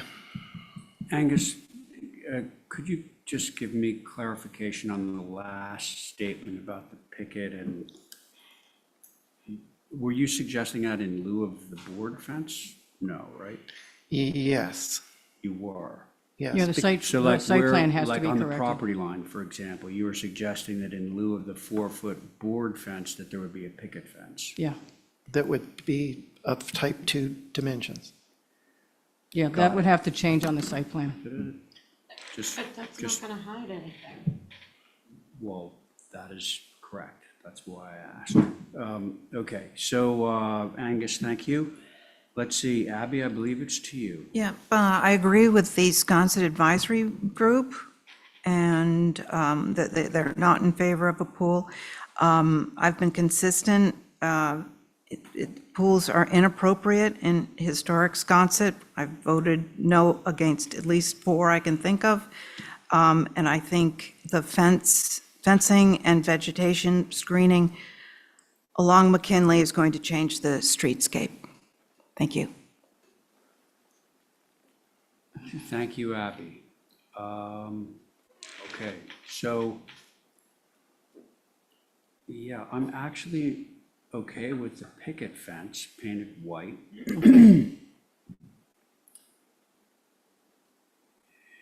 Okay. You want vegetation on both sides? What's that? But that is not in our purview, although. The thing that I'm troubled with, and the reason I asked Angus for clarification on what he was saying, is the 4-foot board fence that's running along the southern property line. A is, right on the property line. B is a board fence as opposed to a picket fence. C doesn't have any vegetation other than those cedars that are sort of planted at intervals. So putting aside the whole issue of the pool, I'm not sure I would be like approving that just for the sake that it's a 4-and-1. Is it a 4-and-1? Is that what I'm reading? No, let's be It's clear. 4 feet? The 4-foot board fence would be just on the southern part inside the picket. So it's inside where the pool is, on top of the fact that they have an Where do we 8-foot. see inside the picket? They have an 8-foot, I have to correct the site plan. They have an 8-foot wire fence on the south side that belongs to the neighbor. So we were just going to put our 4-foot board fence against their wire fence on the pool side and inside the picket and the screening. Okay. Not all the way to the street, absolutely not. So I'd have to fix the site Well, plan. Am I wrong in thinking this diagram suggests that it's going that way, all the way to the street? Yeah, it's not. It's inside. I have to fix that line. If we're going to approve this, we should do it with an Exhibit A. Yeah. Definitely. And I could venture to try and make a motion. Okay. I would make a motion to approve this with the heavy vegetation on the exterior of a 4-foot natural to weather board fence, because the picket's already on the street. And that we can't rely on the vegetation of the neighbor, so there's gonna have to be something else additional on that southern side. Val, is that in place of the privet, the type 2? I don't think type 2 is gonna be a successful screening, so type 2 is out for me. Okay, do you want vegetation on both sides of this 4-foot board? That would probably be great, but Okay. I don't, That's fine. You don't have to design it. Because it's been in front of us a million times. Yeah. I'm sick of looking at it. Get it right. So you want to fix that one? Support an exhibit, even though I'm not on it. Well, it's sounding like we need to do that. As I understand it, there's an 8-foot fence that the neighbor has on what would be their northern property line. It's wire, yay. What did I say? It's all wire. Okay, wire fence. And that we're putting either vegetation or fence or both on the other side, on their side of that fence, that existing fence. Does that provide any clarification to your motion? This is their property line with all this vegetation that's here. Yeah.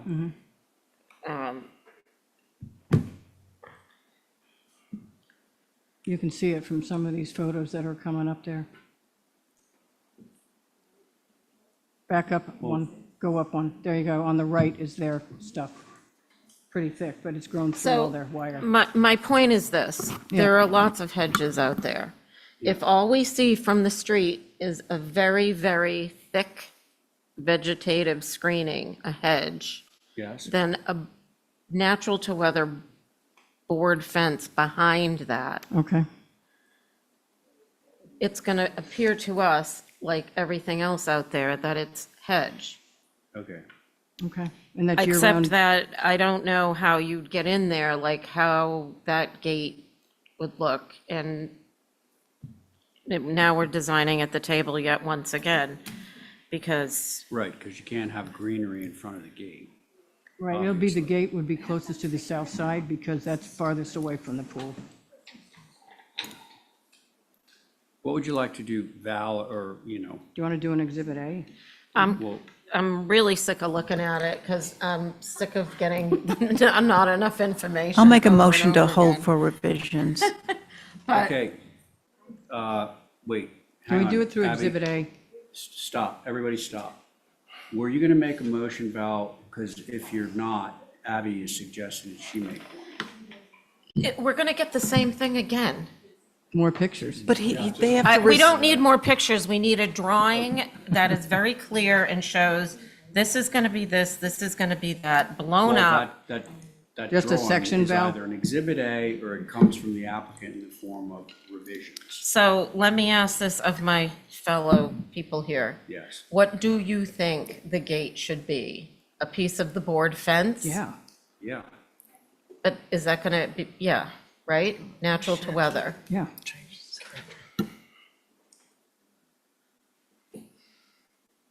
Why don't you poll people and see if anybody's on the same page as me? Did you just make a pun?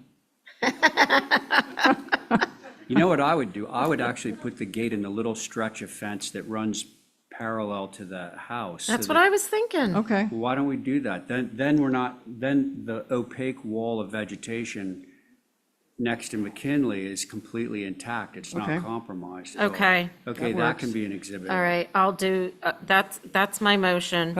Okay. Yay. With an Exhibit A, and one last question, I apologize. Is there going to be a gate facing Main Street? That's easier, Val, because you can't see it, because the fence goes between the addition and the side yard. And the pool is behind the Everything that we do today fence. is crazy. And the pool is behind the house. Even Holly knows that you can't see it. It's completely behind the house. She's You know not what? there. If you're in question, look, we're giving them one gate. We know where it's going. That'll be it. That's Okay. what we're approving. Okay. Skip the Can you second. point to it? Yeah. Right here. It's going where we're allowed to keep, or we can maintain the vegetative buffer intact against McKinley. Okay. Hopefully everyone understands that, particularly the person that's drawing up the exhibit. Is that your motion? And does That is every- my and attempt at a Does everyone motion. understand what Val is proposing? Otherwise, yeah. Well, here, let's try this out. Okay, that's Val's motion to approve this in the form of an Exhibit A. All those in favor say aye. Aye. Aye. Connie? That was only two people, right?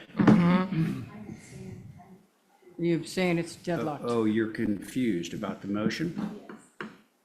Okay. Do you want it repeated? It's board. It's behind the hedge. Behind the head. We don't need picket on the road and then how many feet back another picket? And we're wasting time on this, so somebody else make a motion then. I'll make a motion to hold for revisions with everything explicitly shown on the, on the plan. Okay. Gates, We'll take that. vegetation, And, fencing. you know, Linda, we've drawn you the whole roadmap. It's all drawn out for you. All you gotta do is just pick up your pencil and do it. Okay, all those in favor of Abby's motion, say aye. Aye. Aye. Okay, there we are. Stephen, I think it's back to you. Thanks, Chair. So we are at the point in our agenda where if you have questions for Holly, the town preservation planner, on staff comments, you may ask them now. I didn't see them. My fault. Holly, anything for us? You got Straight Wharf, it's coming up next. Yep, they got comments. Thank you, Mr. Chair. Yes, you all have comments through old business and actually into a couple of the new business. I think you should have pretty much everything. As far as CLG goes, CLG minutes will be forthcoming. I will provide them to both commissions so you can respectively approve, review for approval. CLG had voted for 2 meetings a year. We were required to have one. So I thought that was really helpful. Education, I've been sending some information about education. If you can take some of the webinars, please do. That'd be great. If you have questions, reach out. Also, if you're not receiving your free NAPC emails from them directly, we have that membership through the CLG. Let me know, and I will make sure they get your contact information. So just a recap on CLG stuff. Thank you, Mr. Chair. Thanks. I have a question for you. Well, first of all, I'm sorry I wasn't able to attend the meeting. But I wanted to find out if we had discussion about dragging other town municipal employees into the educational process to the benefit of, the historic landmark. Did you guys get into that at all? There was a little bit of that, yes. One thing that, and I don't know if Angus, I don't want to put him on the spot, but as a member of the Historical Commission, we've been involved with providing education for NARAB is one, so a community, they're required to have their continuing education credits.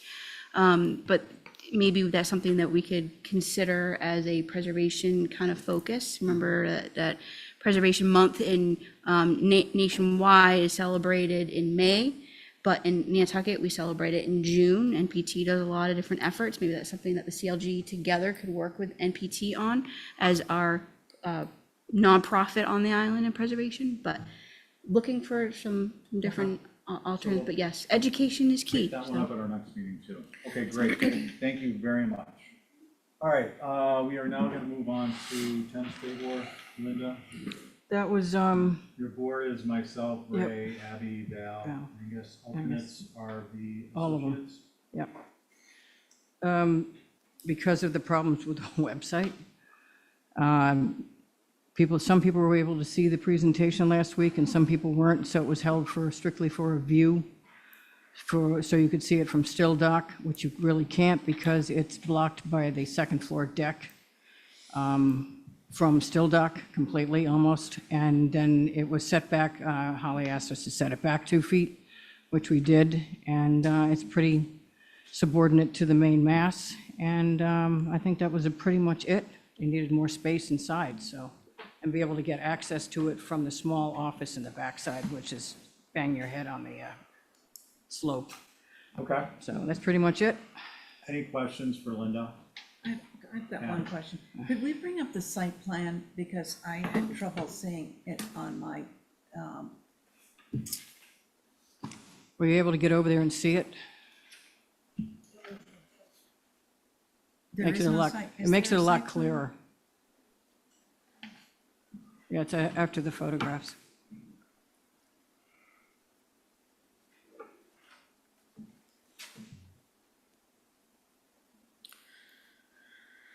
The new system is horrible. This website is terrible. It takes so long to load stuff. There it is.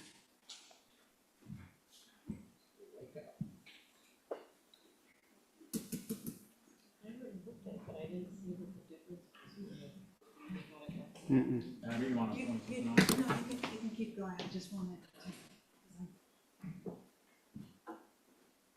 The pictures are better. So this is the front of it here, Yep. and the old building is this part? No, that's the new part. The old building is right there, the rectangle. I wanted to see it in relationship to the building next door, because I couldn't. Then go back to the photographs. Okay, well, It's less than 5 feet, I think. Yeah, both of them are. But there's 5 feet between, I think less than. No, you can have 0 setback downtown. But we're not going to confuse what you can have and what's there, though. yeah, that's my question. How much space is between what is proposed and the building next to it? It is not wide enough for 2 people with broad shoulders to walk through the house. No, Two people. correct. I could probably get through there. Okay, any other questions? Okay, any abutters? If there's any abutters, please raise your hand. And we'll come back to you. Mickey, you guys got anything?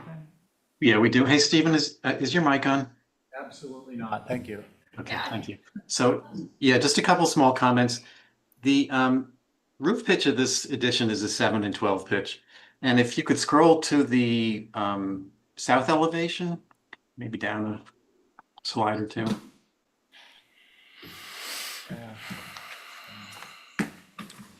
Which are pitches we There you already go. have. That's good right there. So the roof pitch is a 7 pitch. The only real, one of the concerns is the amount of shingle space above the new proposed door on the left side there.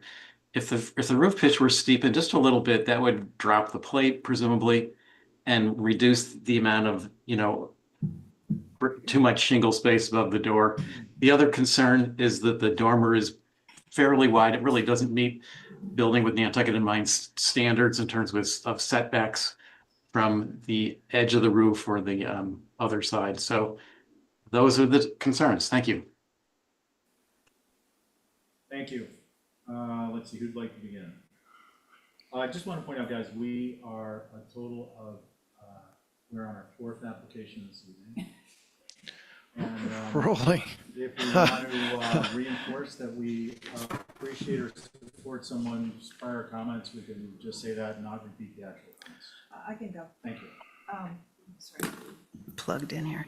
Okay, so to my question before, I think the left-hand side of the renovation is too big. And to Mickey's point, I think the dormer is kind of overwhelming the old building. So I think, come in a couple more feet, don't make it so wide, and the dormer should just be a simple dormer with those 4 lights. I would be fine with that.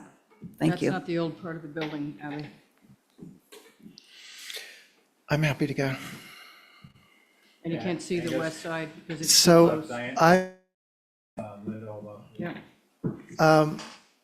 multiple times, I walked from Crew, basically beyond the Highline Ferry at the dock, all the way up to the Pacific National and back. And there isn't a single example of an appendage coming off of one of these forward-facing buildings that then has a dormer on it at all. And to have a gable coming off of this gable in the form and volume and proportions that it is, doesn't meet the guidelines for building out of town, and certainly doesn't meet any guidelines for Main Street in the core of the district, with this being like the entrance to town from the boats. It's atypical and doesn't fit in the character of everything else on that whole stretch of Main Street. The additions that happen with these buildings are like a continuation of a shed. So like if that gable continued on down towards the doors, but to have these doors, the blank space, the volume, and the dormer is out of character and not appropriate. Thank you. Thank you. Val? Oh, there was one other thing. I think The- this is the- buying the time, Val. The setback of 2 feet, there are some examples where there are additions on, but they're more like 8 or 10 feet setback. So that's encroaching as well, where it's coming towards the facade. Thank you. Thank you, Val? Well, I wasn't having as much of an issue with it, I guess, as everybody else. Yeah, can it drop a little? Sure, that's great. The dormer could be a little smaller, maybe incorporate the 6 light windows like are in the existing building instead of a transom. Or continue that roof down and have a little bit of an overhang over those doors. I don't know, that would mitigate some of the shingle space.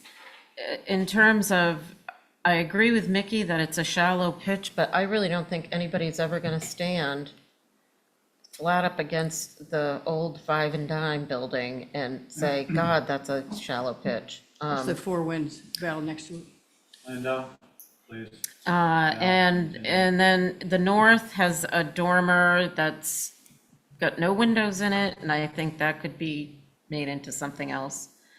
That's my comments. Okay, Abby? I went first, I think. Oh, that's right, right. I always go last. That's absolutely not true. No, I know it's not true. I go last. I would just like to see the dormers reduced in width as per Mickey's observations. Okay, That's thanks. it. That's it? That's it. My concerns, Linda, are that I think the dormers style is inappropriate for the structure. I think they're out of proportion and they need to be modified to be consistent with building with Nantucket in mind. And how you can do that is make the windows the same as the other, what are they, 6 light windows? 6 light. And just pull the dormer so it's a flush dormer. It's consistent with the rest of the structure, in my mind. You can also, I think, I looked at that cross-section, that doorway could, and the floor plan, the doorway into the room could be moved over a little bit, and you could even lose maybe 6 inches of height on the top plate, and the roof can come down. And it's gonna be much more that the elevations will, the height of the elevations and the proportions of the shingle wall will be much more appropriate, and again, the dormers I think would be appropriate. Otherwise, I'm not in favor of it at all, because the dormers look foreign to the building. So you should make that front one a flush and reduce the width? I think that should be flush. Same window? Drop that top plate 6 inches, Yeah. flush that out, and put in the B windows at the same height. Okay. And you're gonna need to drop it in any event to have the same window header height. Yeah. So would you, I'm just asking. Just one person's thought. And I have one. Who went last, but Val and then Abby. Make, like Mickey suggested, the pitch steeper so that the eave line drops down. They could drop the top plate and make the pitch steeper, which I think would also be appropriate. Yep. I'm not sure about the flush, but it'd be good to see it. The issue with the pitch changing, you can't see that pitch because it's up against the west wall, but reducing that eave height and that change of Reducing window, it, that'll and help. If we can see it, we want it fixed. Can't. Okay, we will get a motion to, Abby, you want to Just comment? one, I think the two doors it should just be one. That if you're going to bring in that left-hand side, just reduce the double doors because it's competing with the old building. Thank you. No, Thank you for being so accommodative. no. Because we're not reducing the width of the building, we're just dealing with that dormer. The up there. door, okay. Yeah, that's- Motion to hold for revisions. Including a dormer option, Yep, flush, and a top plate modification with a slightly steeper roof. yep. Is that your motion? It was, yes. Awesome. Thank you so much. All in favor of Abby's motion, say aye. Aye. Any opposed? Carries unanimously. All right. Woo, we are Moving looking on. with gas, folks. 1, 2, 3, Rick, are you here for 14 Trip? 5. We're at 5 minutes. I am Sorry. here for 14 Trip. Are you representing? I am. Okay. Would you like me to oppose instead? No. I just, I'm a lawyer. I was can do looking for, both. I was looking Yeah, for I'd like you to Jamie. do That's both. all. That's perfect. The second oldest profession. Guys, it's not even 7. We're getting giddy. Good evening. Thank you, Mr. Chairman. How are you this evening? Good, thank you. Welcome to HTC. You know the routine. Please walk us briefly through modifications. HTC eats with its eyes, and we'll go from there. Thank you so much, Mr. Chairman. Rick Boda for the applicant. I'm here with Steve Ekman. He will go through the changes. Jamie couldn't be here tonight and asked me to attend on his behalf. I'll be very brief, given that we're only the 5th one you've heard tonight. I hope y'all had a chance to take a look at this. What struck me about this application and the site when I went by there is the distance of this structure from South Shore Road, the public road. And I took the liberty of pulling the land court plan on this property. And the beginning of my client's driveway is 798 feet away from South Shore Road. That's 3 football fields away. So I think that this is not visible. This is the type of thing that probably could have been put on consent, understanding the size of this building. I think the commission was probably right to have their input on it, but it is not visible from the public way. And I think that lack of visibility is exacerbated by the fact that you've already approved 2 buildings to go in front of this structure. So I'll leave my comments at that. I'll turn it over to Steve, who will go through the revisions that he did since the last hearing. Good evening, Steve. Brief recap, please.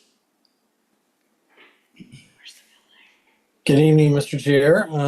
I can share my screen, or you guys seem to have it going here. So I will share my screen if you would let me. No problem. Go ahead and do that. We still don't have a comprehensive site plan. Yeah. There we go. Pardon me.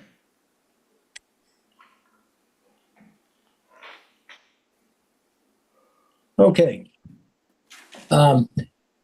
Good evening, everybody. I just wanted to say we went back to the drawing board and just to clean up these details that we were talking about. And on the gable ends, you'll notice that we removed the pergolas, the beam ends, and we got rid of the crossbar panels, and we reconfigured the window configuration and got rid of the transoms, the mall transoms above, and just did a standard 404 double hung windows. So, and we went back to the board and batten. It was a simpler and cleaner version with the materials on these 2 gambrel gable ends, and just tried to simplify as much as we could. The other element is the roof monitor, and we looked at several different versions.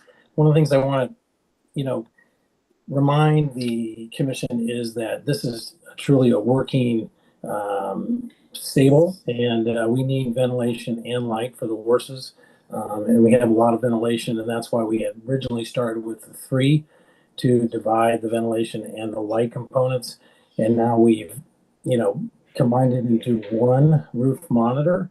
And we also, since the last revision, we reduced it in over 2 feet in length, and to get our light and ventilation on that aspect.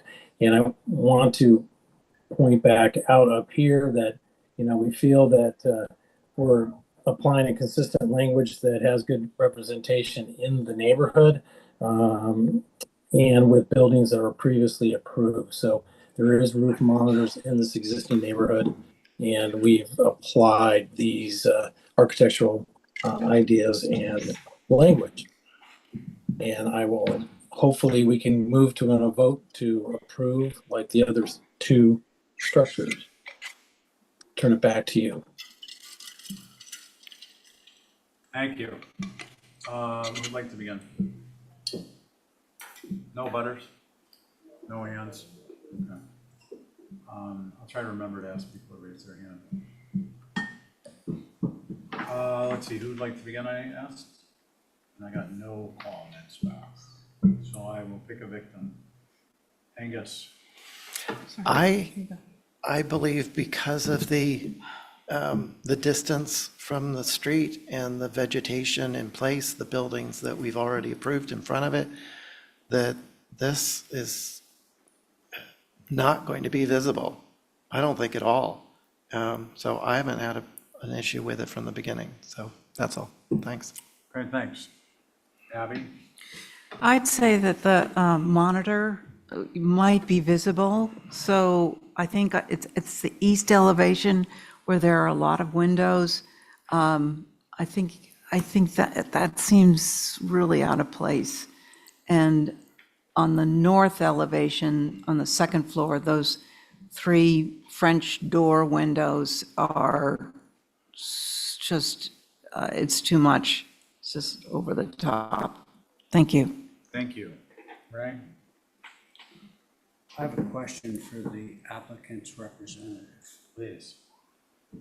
What's the legal definition of a proprietor's road?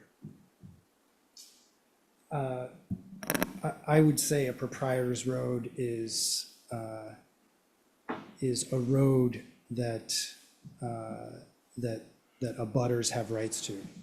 It's in a butters way. In a butters way, yeah, it's a private road. In other words, it's not a public way. Well, okay, but you know where I'm gonna go with this, right? Like, so probably half or three quarters of the roads and quotes on Nantucket are abutters ways, and they're all publicly traveled. So, like, I'll confess that I've never been down this particular proprietor's way, but I was basically ready to, throw in the towel on this one because, I would readily agree that this is not gonna be visible from, what's South Shore Road. I was gonna say Old South Road. But here we have this proprietor's way that sort of wraps around the back of it. And if I may, Yeah, please. Mr. Cole. I'd love to be disabused. So. good. That particular proprietor's way, dead ends on both ends. There's no way to get to it. Yeah, there's no way to get to it. It meets Seriously? the back, yeah, of probably 3 or 4 other properties. Okay. So it doesn't, you can get to it probably from the back of the street after Trip, the next one. Fair enough. I'm gonna throw in the towel on this one. I don't think it's appropriate for Nantucket architecture, but I think I'm with Angus on the visibility, lack of visibility score on there. So there we are. Excellent, thank you. Val? I guess I'll go along with that, the lack of visibility thing. And I Okay, hope it actually gets used as horse barns. Yeah. so I am gonna throw in the towel. I'm gonna wet the towel and then throw it in. Yeah. Just so it has a little more. Okay, can we get a motion, please? Anyone? I'll move to approve this due to lack of visibility. Can I suggest, second that and suggest limited? Okay, limited visibility. I'll explain that. Yeah, that's good. Let's see, all in favor, say aye. Aye. Any opposed? I'll be a no. Let the record reflect Commissioner Camp opposed. Okay, we're on to Thanks so 85 much, Vestal everyone. Street. Thank you, Rick. I thought you were gonna explain it. Pardon me? Did you just say you were gonna explain it? Oh, I wanted to wait till Rick left the Oh. room. Well, if it was approved back on based on lack of visibility, boy, we'd have a tough time with some of the details on that structure. Oh, yeah. Yeah, like the proper wall. Well, I mean, like, not having to be there. You know what I mean? I'm not gonna say anymore. Okay, 85 Vestal, Good, I'm chair. you're chairing it? Hello? Yes, you are, my friend. Excellent. Uriah is online. Can I share the screen to make it Yeah, easier? we'd love for you to share. the Yes, screen. please. Okay. Got another.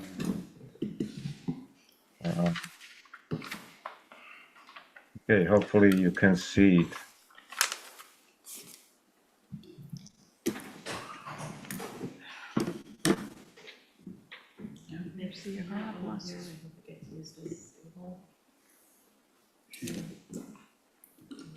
So,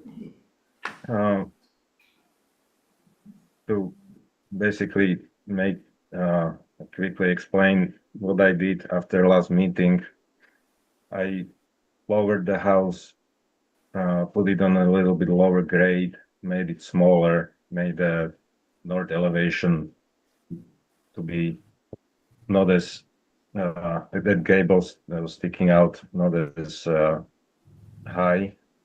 So on the side plan, I'm showing how the neighboring 83 Vestal Street is on between like 37, 38 feet elevation, and my proposed building is at in the middle around 40 feet. So we are very close to what is the neighboring lot, which will not require any special retaining or anything over there. So the houses dropped a little bit lower than what it was previously proposed. So you asked for the side section from Vestal Street all the way to Dukes Road. So I'm showing here where the existing grade was and how the house is lower compared to the existing grade. And it's a little bit, if you can look at the Vestal Street where there is a 47 feet elevation, the road actually goes a little bit higher by where the house is, further back starts coming down where the driveway will be. So really compared to that point where the house is will be at least 8 feet lower than the road.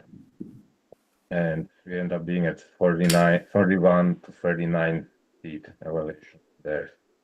And also on this section, actually, you can see how this elevation, I lowered the house, all the ridges, the front one, the back that's on the north dropped significantly and moved. Actually, by doing the hip roof, I moved it much further back to not to read as tall and like overpowering over the whole lot. And then there are these elevations, proposed elevations, which show lowered first floor by 6 inches. The ridge dropped by almost 3 feet. And the same on the rest of the elevations. So those are the main changes. Okay, thank you. Let's see, is there anyone that wants to speak on this application before I send it to the board? Mr. Chair, somebody is in the queue, Frederick Lovejoy. Frederick Lovejoy, hand raised or anything? Yeah, Oh, yeah, there we go. I'm trying to unmute you. Unmuted. Are you unmuted? Hear me? There you go. You're good. Yes, hi, I'm an abutting neighbor just below at 34 Dukes. I just wanted to express this will be highly visible from Dukes Road below. I would hope the commission would look at that. And then I don't know if you've walked the site, but there's a very high significant grade here, which is going to require retaining walls. So I would like to, if possible, get some understanding of how visibility will be dealt with the retaining walls, and then also how it will impact just general erosion in the area. There was, I think, as you might know, the construction at 81 Vestal, just 2 houses down, created significant issues with the retaining wall. So just wanted to highlight a few of those concerns. Okay, thank you very much. Let's see who's on the board here. Myself, Abby, Val, Angus, Connie. Oh, Connie, you're here, okay, good. Who would like to begin? I'm happy to start. Thanks, Abby. I was actually hoping to see in the revisions a response to our previous comments about the overall volume, how close this is to the road, how tall it feels being on really the highest part of the lot, not really responding to the grade change in the slope of the land. I appreciate the hip roof and the drop of whatever it was, a foot or 2 or something, but I was expecting much more substantial changes from this. It just looks like a little bit smaller version of the previous iteration. Thank you. Okay, Angus, thanks. Who's next? I'll try. All right. I went by there this morning about 6 o'clock in the morning, just to see what I could see, and it's really difficult, because nothing's there. So it's hard to judge what overall this is gonna have. I think less is more, I always say that. I actually think maybe moving it closer to Vestal Street would mitigate some of the retaining necessary, because it won't have as big of a drop off. And then I guess I had a question, what is the plan to vegetate the side closest to Duke's? Because that's looming over another house, by virtue of your cross-section of the site. That's my the cross-section is very telling of the site. Yeah. It makes this look even larger, and it's looming over the house that's down on Duke's Road. What is there going to be to mitigate that impact? You can't tell there'll that be- by driving by. Right. There's nothing there for us to look at. Yeah, there will be the existing vegetation, and then we'll plant some more taller trees to block the view more. Well, you don't, that's a question of Val's, which I don't believe is answered in this information. Okay, Val, thank you. Who's next? That would be Connie, yes? So I too was hoping for some kind of reduction in the overall programming.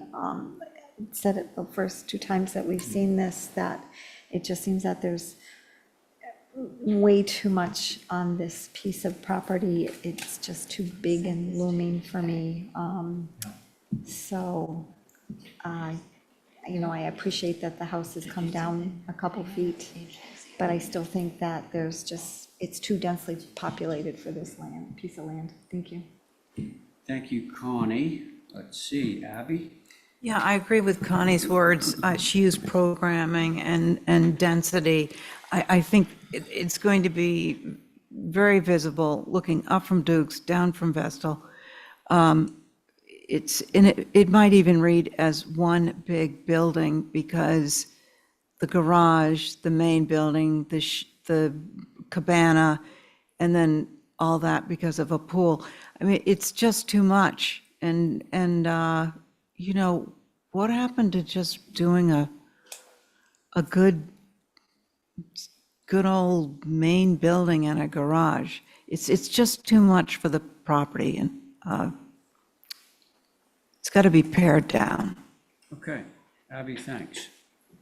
Yeah, my own views are very similar. I think 3D view number 1 is very telling. And as the neighbor said a moment ago, when we look up, we're going to see this wall that's the retainage for the pool. There's this sort of stepped walled retainage. Now, I know we're not currently reviewing those, but I point them out because they're sort of integral to the design of this house. Like, for example, if you didn't approve the pool and you didn't approve that step retainage, then you'd have a very, very high backside of the house. So I think this needs to be looked at more holistically with respect to the grade and how trying to get a more natural transition from the high grade up at Vestal down to Duke's Road. Those are my comments. So what would you folks like to do? We have to hold for revisions. Okay, and could we have the others to track garage, shed, pool? Yeah, because they might get lost. I think, yeah, okay. All right, so the motion is to hold both the main house and the garage, shed, pool to track. All those in favor say aye. Aye. Aye. Any opposed? Nope. There you go. Okay. All right. We are now on 308 Nantucket Road, Pool Hardscape. Yes, Mr. Chair, online, but I don't know if he wants to share his screen or not.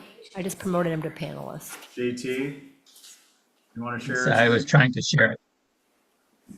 Okay. Okay, great, thank you. Can you hear me? We can hear you, and. All right, great. Kathy, does he need to do anything in particular? Oh, we're sharing already. Okay, JT, just why don't you walk us through the revisions so we can move along? No problem. Well, JT Newton from Blue Clar Associates, representing the owners of 308 Nantucket Road. To quickly review previously there was concerns with the screening of the pool from the road and the desire to keep to have the pool buffered by either a structure or naturalized berming and plantings.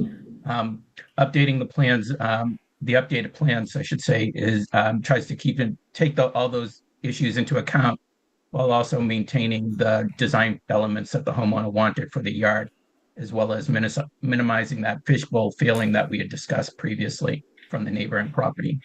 Um, as I studied relocating the pergola to the front of the pool, the fence side, I found it increasingly problematic. Adding the pergola to the sun space area, along with the circulation, the furnishing of the area, as well as the limitation caused by the wetland buffer to the very end of the property, um, the pool began to slide ever increasingly closer to the house, leaving me about 5 feet between the pool and the step, which seemed very uncomfortable considering all the circulation that was going to be occurring in that area. I also kind of wondered just how much screening 3 pergola posts were going to provide for a pool. So, in looking for a compromise, I eliminated 300 square feet of pool decking and slid the pool down 3 feet from its original position.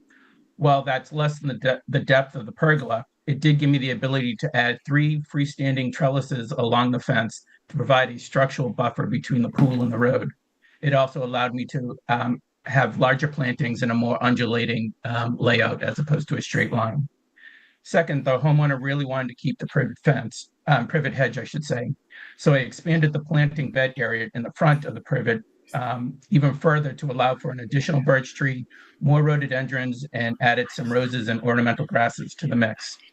And then finally, to the third area is at the entrance of the property, right up here.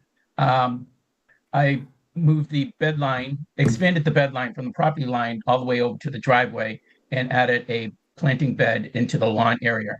Both these areas would be bermed up to 2 feet in height and planted with evergreen trees, as well as a variety of shrubs and perennials. These areas, as described, add more than 1,100 square feet of new planting just to screen the pool. Does not include the side yard here. It's just from here forward is 1,100 square feet. And it pretty much eliminates any view of the pool from the street while also giving the side yard a more natural look.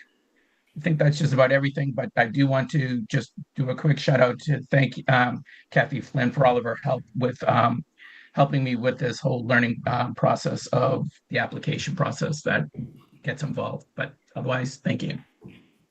Thanks, JT. Okay, let's see, your board is myself, Ray, Angus, Connie, and Joe. And who'd like to begin?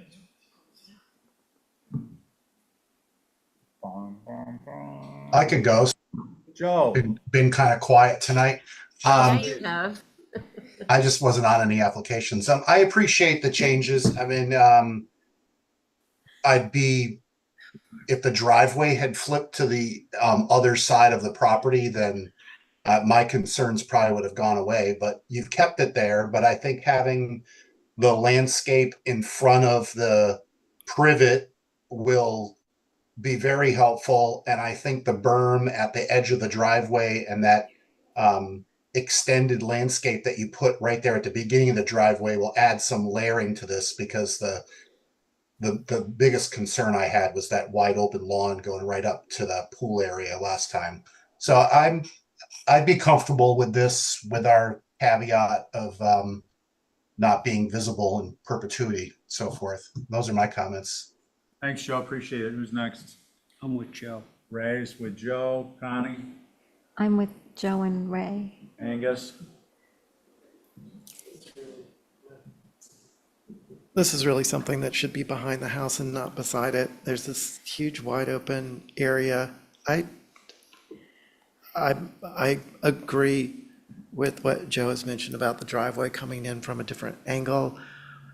I don't know if the berm and the planting up there is enough to mitigate just how aberrant this is as part of the Nantucket landscape from the Nantucket Road.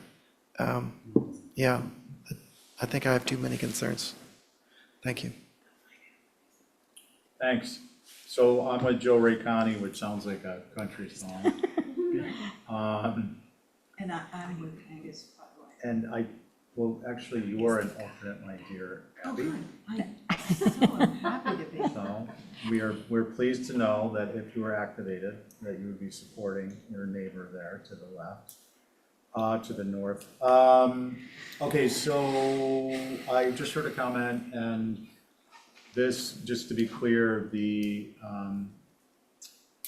HC approval doesn't constitute approval or alteration of zoning or any other requirements. So if, for instance, there happens to be a 20-foot setback from the property line requirement in this particular area, that would be something that is upon the applicant to address, including to come back to the HDC in advance of pool construction or other hardscape elements that are part of this approval in order to avoid the late fee. So you might want to check in on that. I'll move to approve. Thank you. All in favor, say aye. Aye. Aye. Opposed? Aye. Ray, on your motion? I'm in favor. Joe? Aye. Connie? Aye. Angus? Nay. I'm a no. Abby, do you want to unofficially vote no? No, you Yes. can. Okay. All right, 308 Nantucket, the pergola, is there anyone who has a concern with the pergola? Same board? I just had a question on if it's painted or natural. I didn't look like anything was noted on the application. Sure. Yeah, it's actually cedar going to weather to natural. Okay, thanks. Joe? Then I have no concerns. Okay, anyone else does anyone have any concerns? No. Do we have a motion? A motion to approve is submitted. Thank you. On your motion? Aye. Ray? Connie? Aye. Angus? Aye. And I'm an aye, carried unanimously. Okay, now we're cooking with Everyone. gas, 11 Pleasant Street. James here? James is here. He's just turning on now. James, do you want a screen share? Yes, please. Perfect, thank you. All you right, hear me? James. So, good evening. James Kraft from Studio Park, representing the owners of 11 Pleasant Street, who I believe might still be in the audience this evening. So we're coming to you with, we're looking at the addition first, but in all actuality, we're kind of looking at the addition, the proposed garage as a singular element. So I might flip back to show these things in cohesion. The addition is the first on the agenda, and I will start with that. So in the previous submission, we had presented an addition that included 3 windows, and I will pull forward and show you the old real quick, just to jog your memory. We had presented this iteration here, where there was a small addition put off of an existing historical bay window. We proposed this elevation lining up 3 windows. We came to the table with a secondary option that we also presented in the meeting, and we bring that back to the table today with some minor alterations. So what you see here today, our major changes are we've brought the bay window back with an adjusted shed roof. Pitch has been changed a little bit to accommodate a slightly higher shingle course above it, making it a little bit more typical. We've also removed the gutter in representation to kind of make it look more like the banding that's happening on the back of the house. And what you'll see soon in the next application, that this is far more cohesive with the garage as well. So I'll just bring up the garage because it does speak to this on this same elevation. So this same element that we're presenting now with the octagonal hip and the hip that's occurring in our next presentation, what we're trying to do is create a more cohesive elevation along the eastern edge, which is private way, but publicly traveled. So when you see this in cohesion, you can start to see that these play off each other a lot better than they did previously. I'll get back to the garage later. But that is the other major change that we made at this point was a discussion about the existing stair. Presently in the garage that you're going to see in a second, we've removed the stair, brought it fully inboard. So what we're proposing right now is just leaving the old stair where it is. So that's no change. So, or no proposed changes, no. And this is just the southern, or I'm sorry, the eastern elevation on the street. And you just see the bay sticking out on the side, and that's it. So All right, James, there's some confusion at the table here. what's that? Well, we can't pull it up. Well, I'm Not just trying again. to figure out, Which one is which? yeah. The one with the bay. We have to get a, naming convention worked out so that we can easily understand this stuff. Is it what you're seeing on your iPad or what By I'm all presenting? means. So the sheet you just showed us, one included, can you give me a sheet reference? For instance, A200 was prior. So the old applications for your reference are A210. It's Say again? A210. Okay, and what's the modification proposed? The modification proposed, even though we reviewed a lot of it in the last meeting live, was we are presenting Sheet keeping reference. the existing bay. Now we're on A200. Okay. Okay. Keeping the That's what we wanted to historic know. bay, sorry, keeping the historic bay, moving it forward, adjusting the shed roof and bringing back or no longer changing the existing stair, but leaving it existing to remain. Okay, thank you. Appreciate the Sure. clarification. Boom. Is there any questions on this? Mickey, you guys got anything? Sure. So, the bay window, we've talked about this before. The bay window attached to the shed it just doesn't work. It's sort of a non-starter for our group anyway. And I'm pretty sure that this was reviewed at the last meeting and it sort of failed it by vote to approve something just like this. So here it is again. I still don't think it's appropriate. And another concern of ours is the shed addition is too close to the gable to the right. It's only like a foot setback. There should be more of a distinction there. But, the bay window, removing the bay, which was a character defining feature, is problematic, and putting it on the face of the shed is even more so. So that's it. Thank you. Okay, thanks. Let's see, Val. Well, now that I can see it, I actually respectfully disagree. I think it's one of those quirky little things that if you walk around in town, you see all kinds of funky little thises and that's that we would never typically approve. I like the bay being there, and I don't mind it being appended to the shed.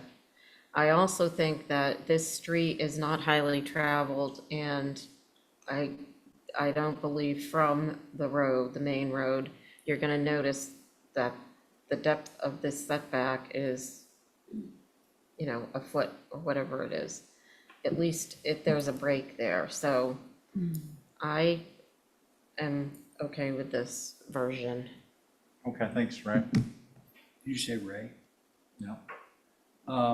Yeah, I was not in favor of appending the bay to the shed for the same reasons that Mickey isn't. And I also agree with Mickey on the not enough rebate between the side gable and the shed. They're almost in the same plane. There should be more distinction, so I'm not happy. Okay.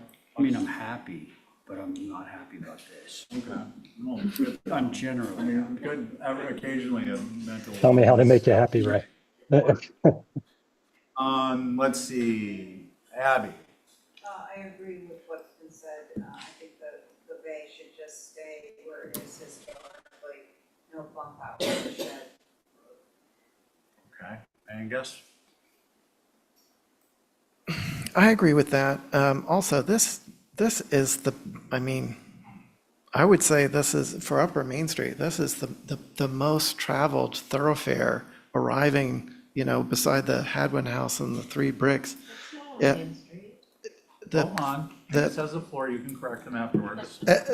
No, this is the thoroughfare to Upper Main Street. And so it's highly traveled. It's right on the corner. And the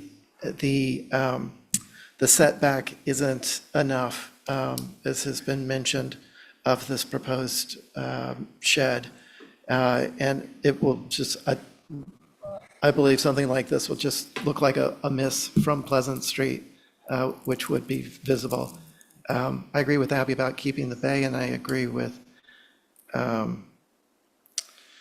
Mickey and Ray about the bay coming out off of this shed.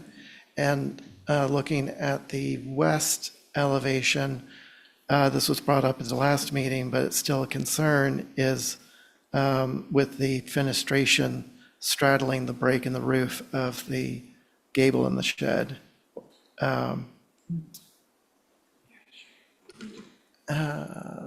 Yeah, there. Thank you. That's all. Thank you. Okay, thanks. Okay, who does that leave? Angus, Bo, Val, Abby, guess that leaves me. I actually agree with what's been said. I think this is a quirky bay that, appendage that is okay, given the location. To my mind, although Pleasant Street is obviously a busy thoroughfare, and the point I made at the last meeting, so I won't get into it too much, is that given the location of the shed roof bump out, the bay window, actually a historic feature, will become more prominent from Pleasant Street, whereas the assembly aspect, which is to say that it's an appendage on a shed, will not be. I don't believe you're going to even be able to understand the relationship of those two architectural elements from Pleasant Street, given the geometry. Of course, if you go down this little side street that is, by the way, a dead end, you would be able to pick it up. But then you would also pick up the quirkiness of the second floor covered porch, the negative space underneath it, and so on and so forth. So I'm okay with it as proposed. It sounds like Val and I are a minority. We can do a minority report afterwards. We would need, James, did you provide an alternative? I provided an alternative last time, which was met with positivity from the other side of the dissenting opinions as of right now. The other side would be the majority? At this present time, I believe we were 2 and 2 and 1 and 1 as of last time. And so we've made these edits to try to look at them cohesively with the totality of the garage as well, so that we can make these hopefully like a unifying characteristic. We understand that the bay window on this shed roof is like not an atypical. It is atypical. However, we want to try to keep that historic element, which was met positively by staff and by several members. So we know that it is a little quirky, but as you mentioned, there's really quirky elements on the backside of this as well. So we're hoping that this, in conjunction with what we proposed at the garage, just provides something aesthetically pleasing, no matter the case. And look, we're perfectly happy to adjust the western facade a little bit if needed for this very lightly traveled, or bring it back maybe a little bit so that we can still, adhere to some of the requests. But we're finding a hard time finding a balance between, very differing opinions from the board, frankly. Okay, James, I think there's going to be a motion to retain the historic element and allow it appended to the shed, but I'm not positive. I'll make that motion. Okay. To approve as submitted. Okay, so just let's see where that ends up. On the motion, all in favor say aye. Aye. Opposed? Aye. 3 opposed. Okay. So I'll make a motion to hold for revisions. I would make a motion for, I would second that for the purposes of discussion, to say that given the amount of time we've spent on this and the fact that the shed roof, I think, is, James, you were saying the shed roof is something you can work with? Well, I can bring it back a little bit, but I can't, yeah. I mean, short of going to 0, I'm not sure what to do. All right, so we will, Angus's motion to hold for revisions, and hopefully an extremely brief meeting on this topic. Unfortunately, no bay window. All in favor, say aye. Aye. Opposed? I'm a no. I want the bay. I want the bay, so you're a no? Yeah. So, 3 in favor for the record, Welch, no, actually, Wait. Commissioner Oliver and Commissioner Welch opposed. Okay, on to the magic garage. Magic because it keeps reappearing. Well, let's go. I gave you a mini recourse on the garage. So we have made even more significant changes to the garage, greatly reducing it in general. We've pulled the stair fully inboard. We've reduced the building by 3 feet, and we've pulled it back James, coplanar. can you, James, Yes. I'm sorry to interrupt you, but I Sorry. have to. Can you put the proposed elevation up on the screen? Yeah, sure. Oh, I wanted, can I show you the site plan real quick? Very briefly, but you're starting to get into a description of the elevation, so I want to have the benefit of that. Understood. So this blue line for frame of reference was where the garage used to be. We've brought it back about 6 feet to the old plane of the existing elevations. So I'll bring you to the main show. So what we've done is we've pulled all the exterior stair off the garage, leaving the remaining stair on the main building as it is, so no change to that. We've reduced the building on the second floor 3 feet and added the shed roof over the front end of it to create a slightly more carriage style. We were trying to have that work with the proposed hip that you're seeing and shed that you're seeing on the main house. And then what we've done, we've brought back a slightly more detailed door with a little bit more light since we've pulled it back on the property. We thought it was a little bit more in keeping with some of the other elements in the main house. And overall, we've just reduced the building 6 feet in total to the back of the property. So it's very, very tucked away. If you look at for a frame of reference, what we were showing on the old building, sorry, driving too far. Yeah. Just to go back to that. On the site plan, now we're like 6 feet back from this corner appendage. It will be very, very minimally seen. Obviously seen when you walk down Starbuck. But yeah, Okay. so we made major changes to the Elevations. front end. There's the elevations. please. There we go. The 4 sides. Perfect. Yep. Okay, James, I just want you to know you're on our screen, and you can probably see it on the YouTube. Your renderings are really funky looking. It's something to do with the graphics card or the way it's getting picked up, but just so you're aware, it looks very atypical, and if we were only viewing the YouTube, it would have been a problem because it's so much so that it's distracting. The reason I mention it is that it is probably a graphics issue and somewhere along the lines, and Should Fiona pull it up? it'd be wonderful for you to be, 1, aware of it, and 2, once you're aware of it, to be able to problem solve for it. Because Understood. we do have problems with our tablets sometimes, and we have to rely on what's being shown on the, shared on the screen. Not to make too fine a point of it. Let's Understood. see, who'd like to begin? Angus. Mickey, do you guys have anything? Yeah, quickly. So the scale of the building has gotten better. It's pretty close to acceptable. It's still a little bit on the tall side, but the big concern that we have is the hipped roof addition on the front, which is where the garage barn doors are, which is really unusual. You don't really see that in real life. It's an odd addition to a barn. It's an odd place to put doors. The other concern is the shed dormer facing, I guess, Pleasant Street to the side toward the house. The shed dormer is pretty large. It's got lots of shingled area. It should either be smaller or maybe broken into 2 dormers. Thank you. Thanks, Mickey. Val, you had this on consent, I believe?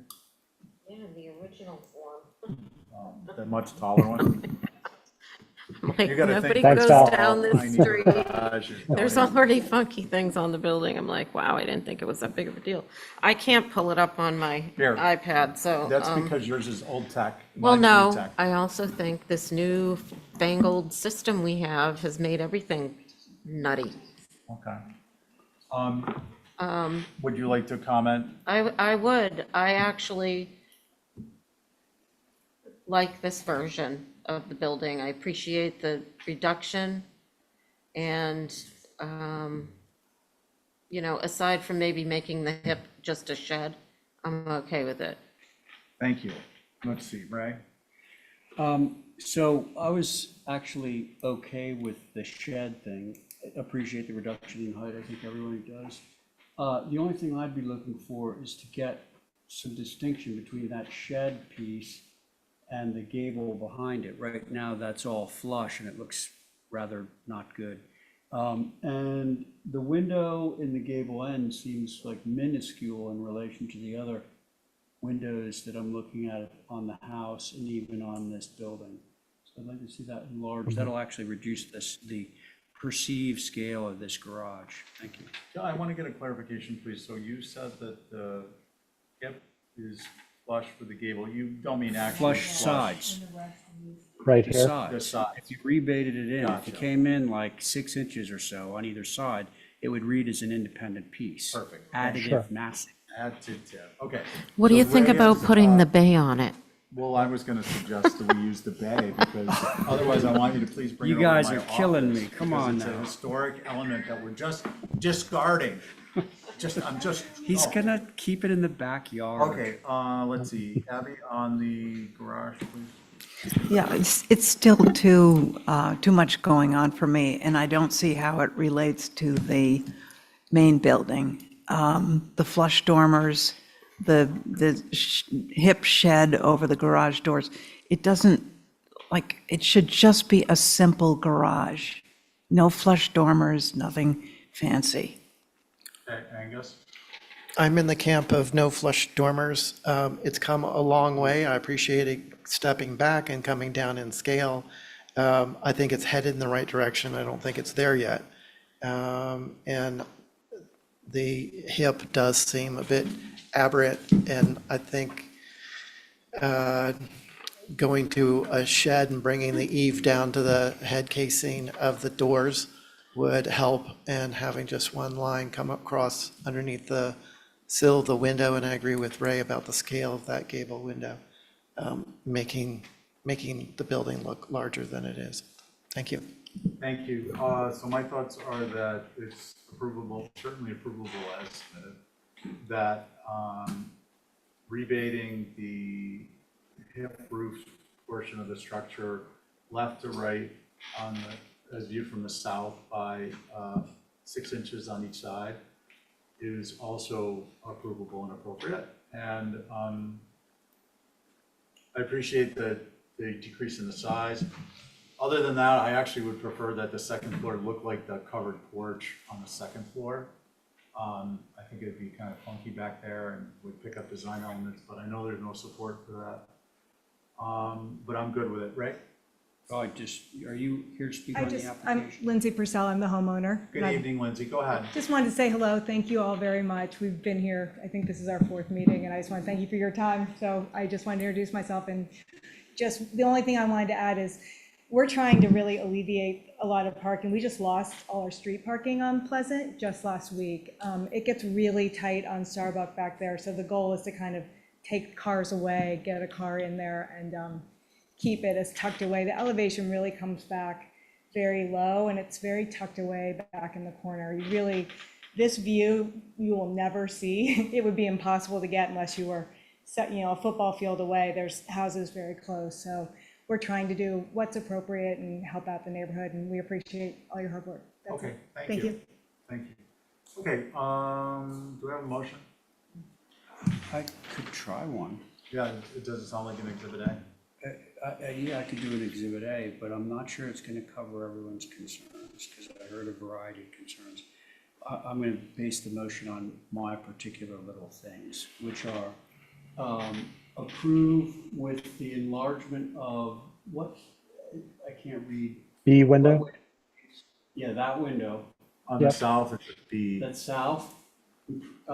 Increase the size of that window and just rebate the hip roof on either side by 6 inches. That would be my motion. All right, we will do a voice vote on that. All in favor, say aye. Aye. Any opposed? I'm a no. I'm in it. For the record, Abby and Angus are a no. And we are moving on. That's approved. It's approved. Thank you very much. Okay, the garage doors size didn't change, so that's good. It didn't. Okay, thanks for coming in. Thanks, James. 34, oh, we got you for 34B Walsh. Still here. Your board is myself, Ray, Abby, Angus, and Carrie. Was that an Exhibit A? Yeah, I'll do Yeah. it. It is next to that? Yes. Oh, boy, I'm gonna turn into a pumpkin at 3 o'clock, so I don't think we need to do I'm that. getting too used to the early meetings the last couple of weeks. Oh, I heard the It HCC was was going because to. Whale only- Street took up all the time. Yes, it did, but it's gone now.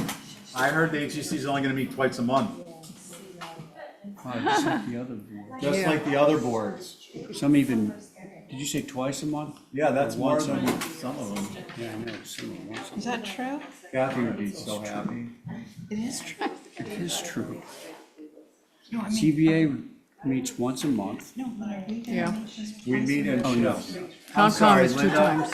Concom is 2 times a month. Linda, let's please, we would ask you to expedite your presentation to the extent possible, knowing that it's doable. Yeah, what happened to Wall Street? Oh, yeah, why are you So right standing here. there? Wall Street. James? Yes, sir. James is here. We did the Never left. modifications. I put it in. We did the modifications that you asked Let's and get made the this meeting drawings under clearer control. for you finally. So go for it. All right, The owner is here as well. Linda, let's just start the presentation instead of doing introductions. The Yeah. credits roll at the end of the meeting. We tried to make the drawings more clear, but they're still not showing up there. Hopefully the proposed is, Would- it's the same problem that we just had with the previous ones with James's drawings, but hopefully Should you I can not- see enough of it. Linda, should I not share my screen and have Fiona bring it up instead? We're having Probably problems with these drawings again. Don't scare your screen and don't share your screen, and let's see if we can pick it up at our end. Can't read 'em. Oh, look at that. Yeah, see if they can, see if the ones I scanned in were better. I've never seen the back of my head before. Back of your head. Fiona, do we have the ones that were in the HCC submissions? Why don't we just look at the paper Oh, copy? hold on, everybody. I know we're having a lot of fun here, but give Fiona a minute to pull it up. James, please do take a look at that. Yeah, don't share the screen. I'm not sharing the screen. No, your screen, but not his. Linda, please. It's late. It's later than it seems because we've all been working hard at this, and it's like dog years. The time is accelerated. If you sit at this table an hour, it's like 10. And that doesn't happen for any of the other Yeah. boards. That's HDC time. I'm actually just buying Fiona time. is what I'm doing. Because the computer's so darn slow. Well, everything is loading slow from the new, whatever they call this mess. Okay. There we go. We're inching our way back to you, James. It's Go to the the next same, one. same PDF I'm showing, so I don't know why it looks weird. We'll go to the next page. See if it's better. You want to go to A200. I don't want you sharing anything. Please.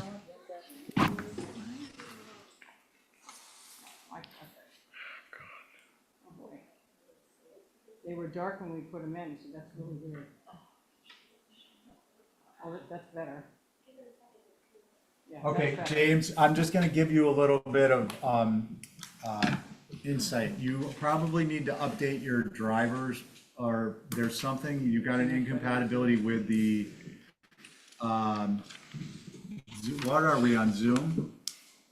So just do a DuckDuckGo search on the topic with respect to your graphics driver.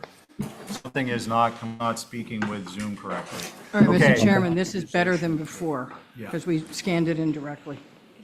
So you can see this one. James said this is the exact same file. I don't want to waste any more time on that. James understands. It's something on my end. I'll figure it out.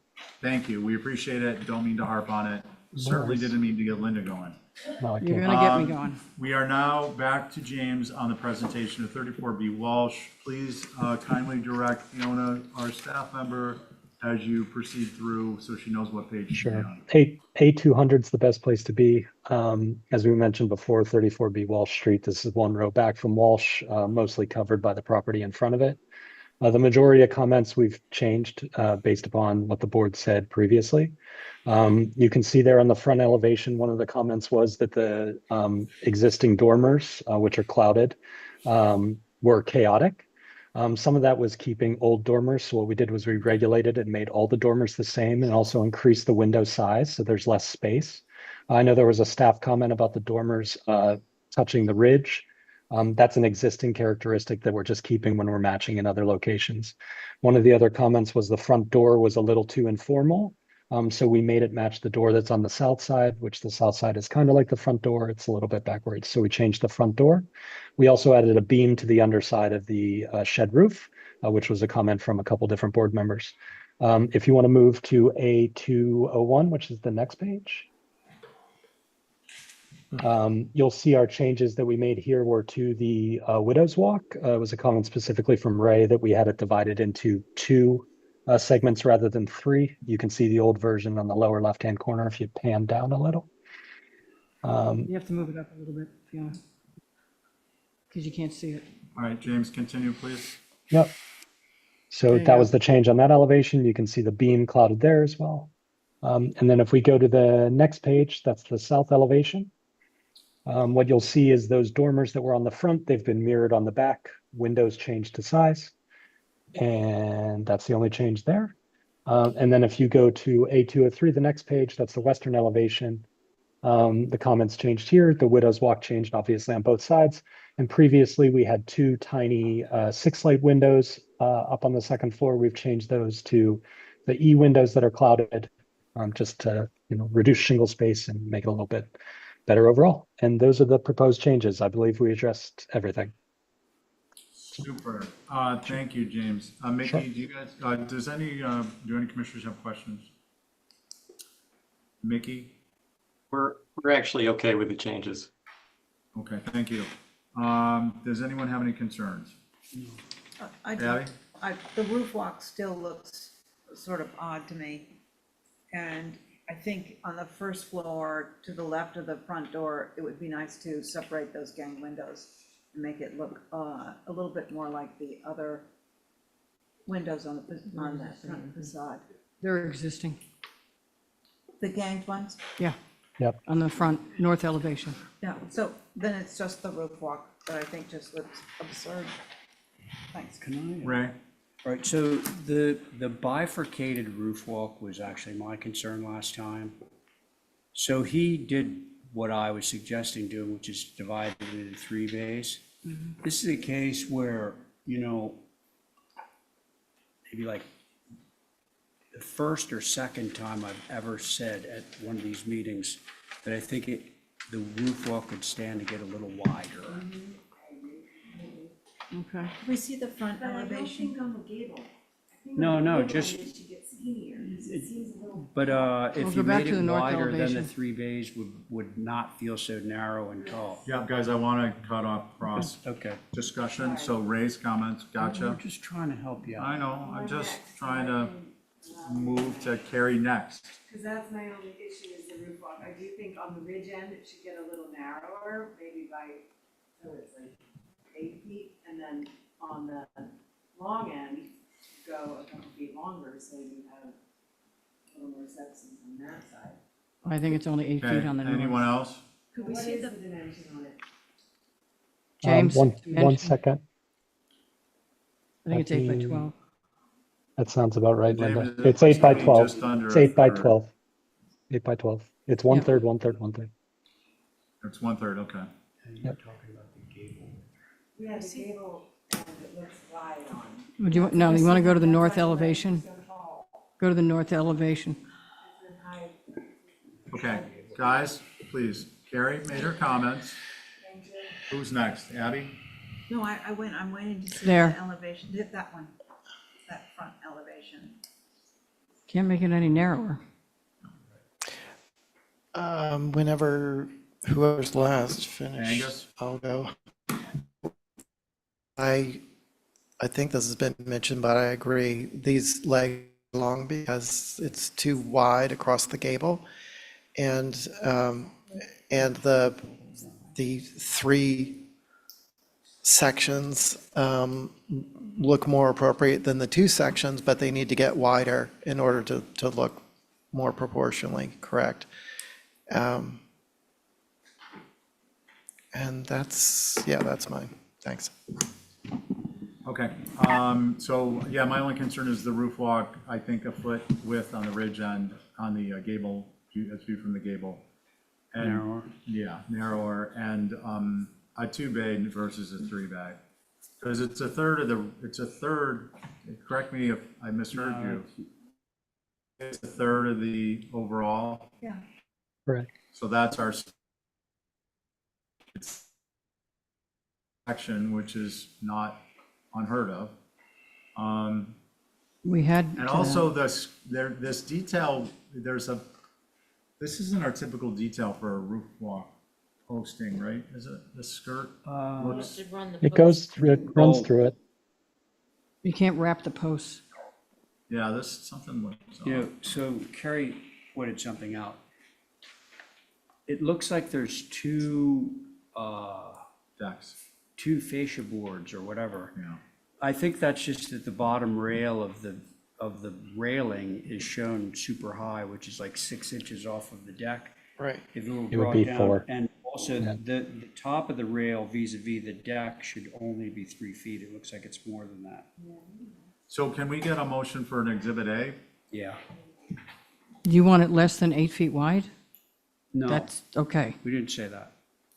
The motion, can I recap? Please. Okay, my motion is to return to the 2 bays. We're going to reduce the width along the gable end to 8 feet. I think it's more than that now, and drop down the height of the Off the railing ridge. on top of the roof walk to 3 feet. I got a feeling it's more than that right now. Do you want to drop it 6 inches down onto the ridge also? Should be as close to the ridge as Yeah. possible under conventional construction. And when we say as close as, we're talking about the floor joist system. Yeah, Yep. I got it. floor joist should be resting on the ridge. We can do 2 by 6 your on the exhibit top of the A? ridge at that span.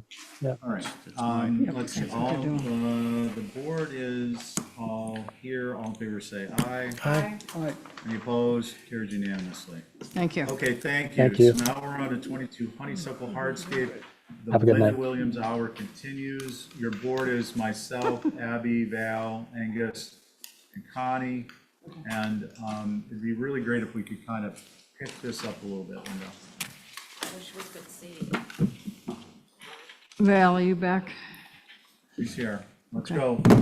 No extraneous discussion, please. Okay. Steve, Thanks. Ray. No Ray. No Ray. You're welcome. Linda? I'm just writing down who's sitting.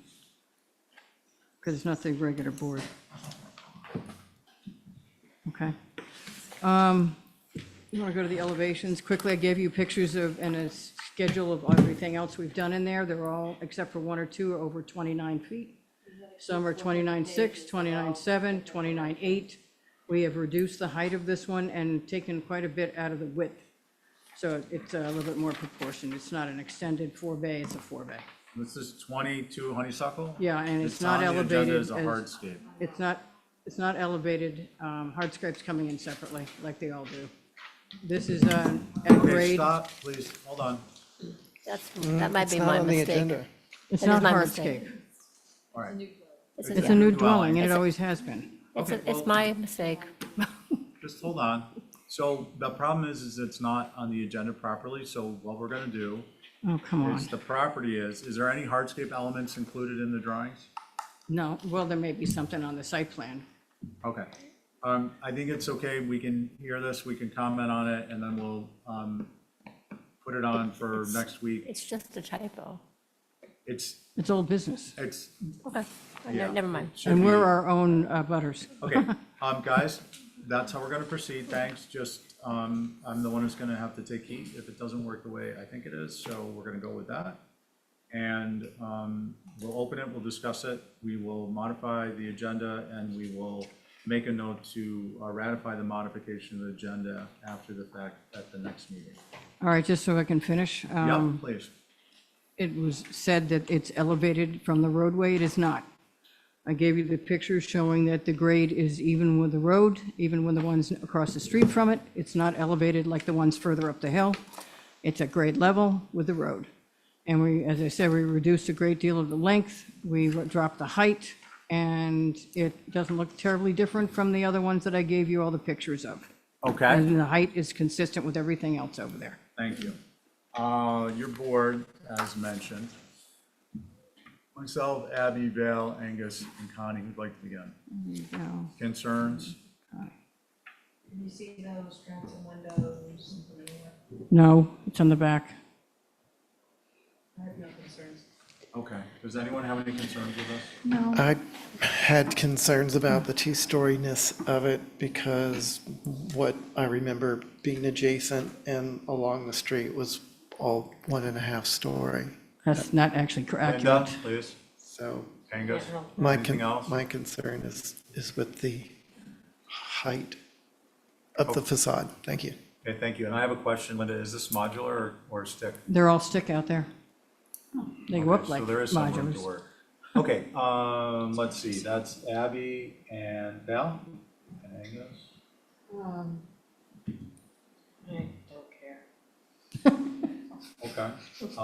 And do you have anything constructive or otherwise on the structure, architectural elements? Bless you.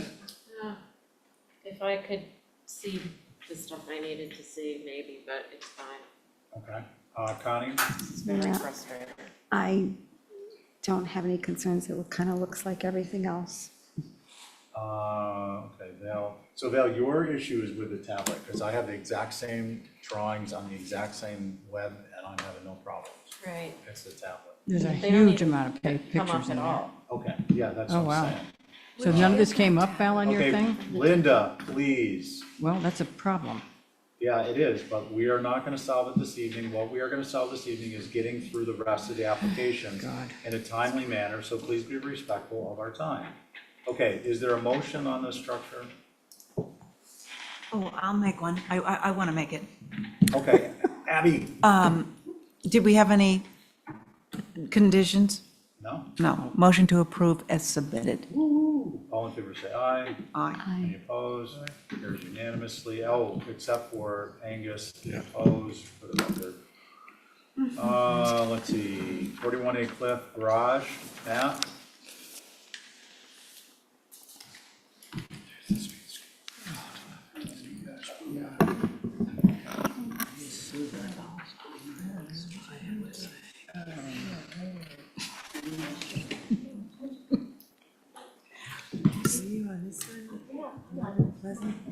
No.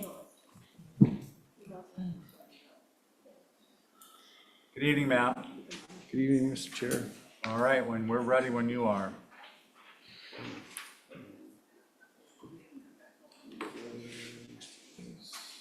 Okay, so with your permission, I'll begin. So you've seen this is an application for a garage. This is a garage studio. The feedback I received at the last meeting was to drop the scale and the height of it. So we did that by adjusting the roof pitch. So the ridge height is 23.7. So it's not a significant departure from the overall architectural scheme, but it did drop in height by about 18 plus inches. I also had some perspectives. It took us a little bit because we had a pretty tight turnaround between the meeting and the actual deadline. And so this is just a perspective. There's obviously buildings behind this, fairly significant, interesting buildings, but just to show the relationship between the two structures. So with that, look forward to comments from the board, Mr. Chair. Okay, thanks, Matt. This is the only one I'm having problems downloading. Let's see. I named the board. Mickey, do you guys have anything on this? Yep, just a little. So this is actually still kind of a large building for this location, proximity to the street and the neighborhood, all of that I think this would be much better suited if the plate would drop a couple of feet at least, maybe more. The dormers, they could be set back rather than be flush, and they would just reduce the whole scale and bulk of the building to make it feel more like a 1.5-story structure rather than the nearly 2-story that it feels like because of the flush dormers. And that's it. Thank you. Thanks. I'd like to begin. Val? Okay. I think essentially it's okay. I do agree with Mickey about dropping it a little, and look, we don't have that, Matt, but we have your elevation showing the two next to each other, and I think if the garage eave can drop so that it's lower than the house eave. I mean, I know this is looking straight on, but Right. I think that would help make it seem much, More diminutive. right. Anything else? No. Okay. Does anyone have anything to add? I like what Val said. Ray likes what Val said. Abby? My only concern are the flush dormers. I think they should be reduced and simpler, and it would relate to the other building more. Okay. I guess, Is that right? I agree with that. Bringing the plate down,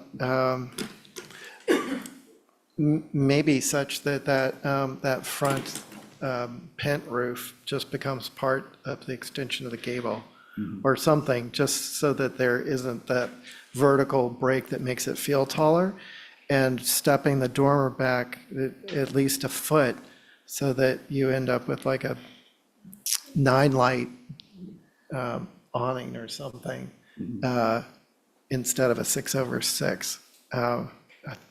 Yeah, I think that would diminish the appearance of height there. Thank you. okay. Let's see, I think that leaves me. Yeah, I don't disagree with the comments. I think decreasing, I don't disagree with the comments. The question is, do we want an Exhibit A or do we want to ask Matt? Yes. Yes. Val, would you make a motion for an Exhibit A consisting of? Dun-dun-dun. I would make a motion to drop the eave, what, a foot? I can't see the, Foot would be great. Ray?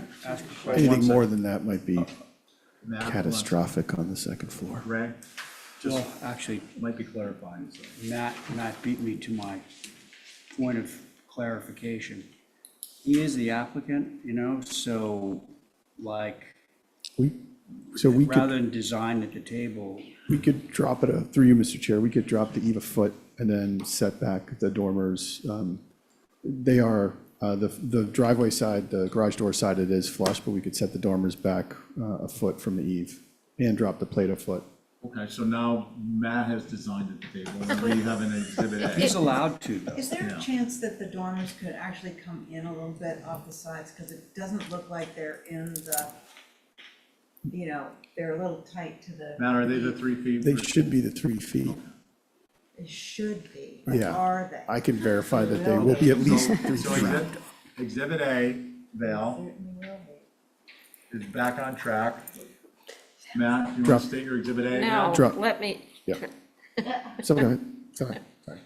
drop the eave at least a foot, And set the dormer And- bases, right?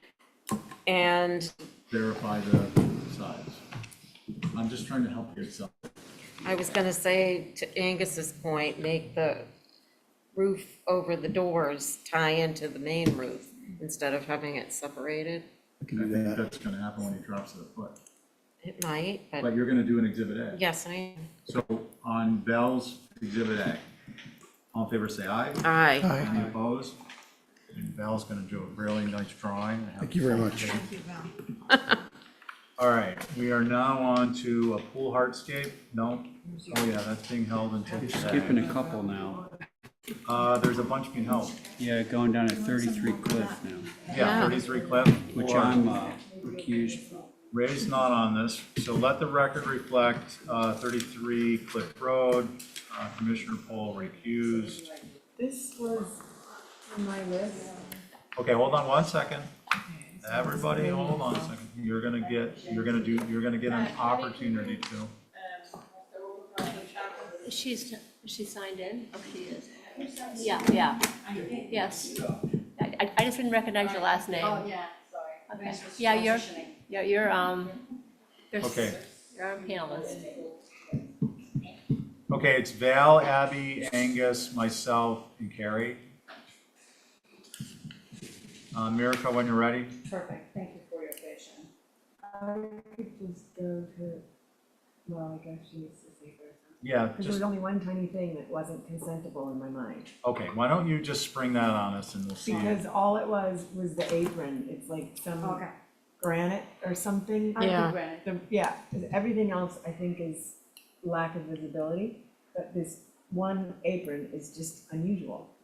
Meaning the, okay, so just The because. material. Yeah, so it's an antique granite. We've used it in the past.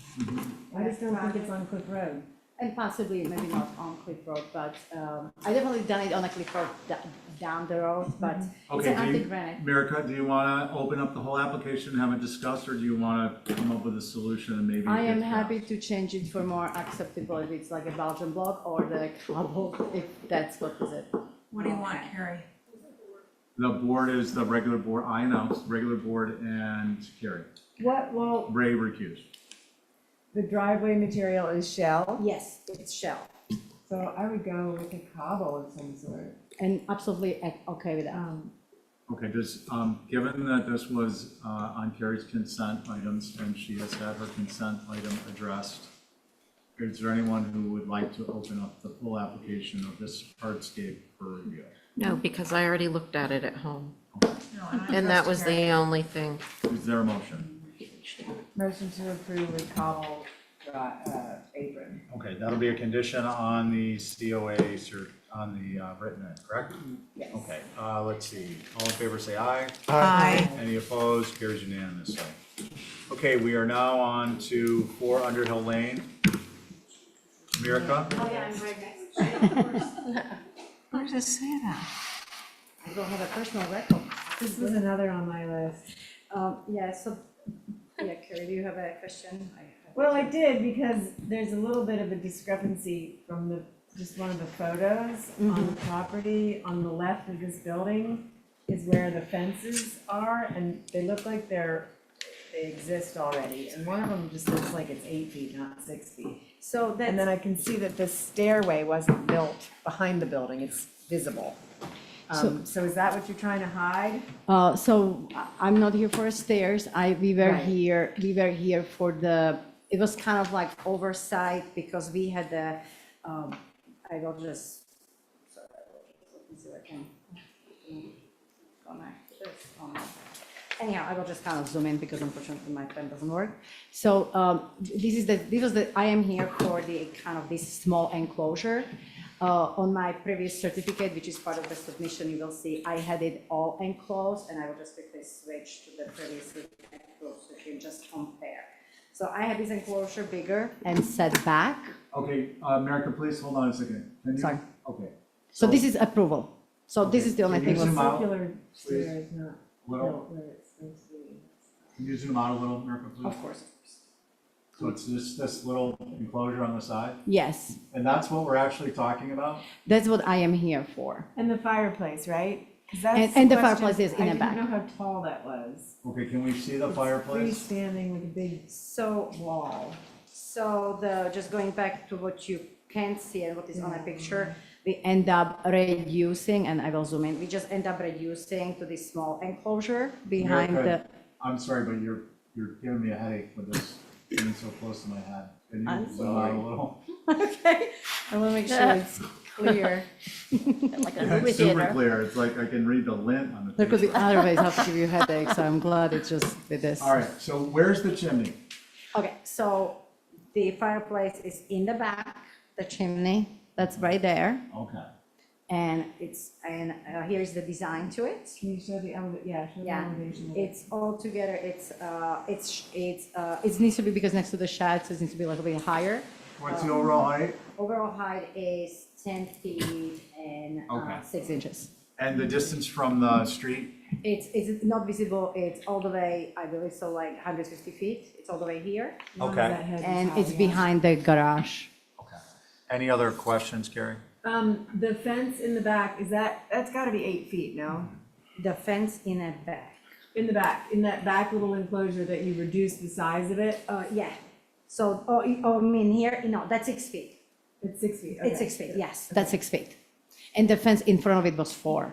So instead one big 6 feet enclosure, we build a gate and the smaller enclosure in the back. Okay. So that's why it's camped in front of you. 6 feet going once, twice, 3 times. Any other questions? I think it might need to go up to 8 feet because it should hide the stair that's behind it. There's a circular stair that you can see in that photo. And I From the think street?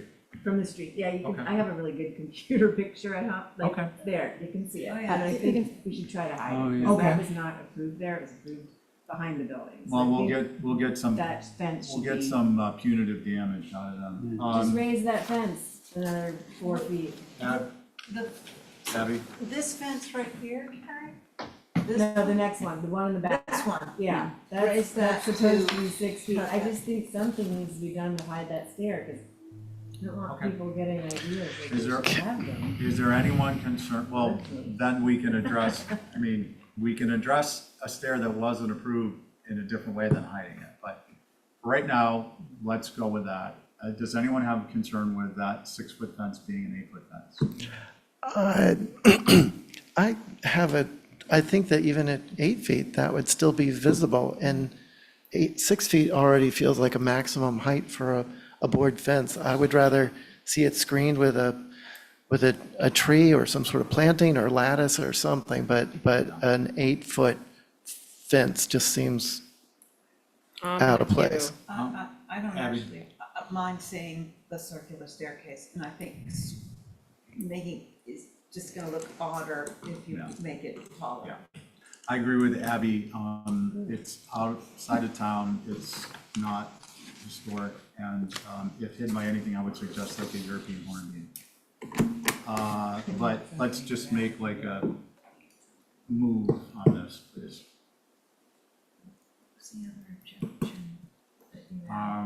A motion to screen with vegetation and approve as submitted, perhaps? There Otherwise, wasn't anything else? that's it. Okay, I'll make that motion. Abby's motion is to screen the stair with Vegetation, with vegetation and to otherwise approve as submitted, which will be written in as a condition restriction on the COA. All in favor, say aye. Aye. Any opposed? Carried unanimously. Mr. Chair, who Thank was you very that much. board, by the The board was, I think it was the regular board. it was the regular board minus Ray plus Carrie. Well, And minus okay, Val. No, minus I was Val. sitting on that one. Oh, you were? Well, it doesn't matter. I apologize. I actually didn't recognize that you sat down at the beginning of it. No, it doesn't matter to me. Okay. Okay. Thank you. 27 Old South Road, new dwelling, building 4. Yes, Is Chris Chris is here. Chris, are you going to be sharing your screen? Thanks. You can pull it up if that's easier. No, it would actually be easier if you could do well, it. she had We're having planned problems on this end, if you don't mind. I'll happily do it then. Thank you.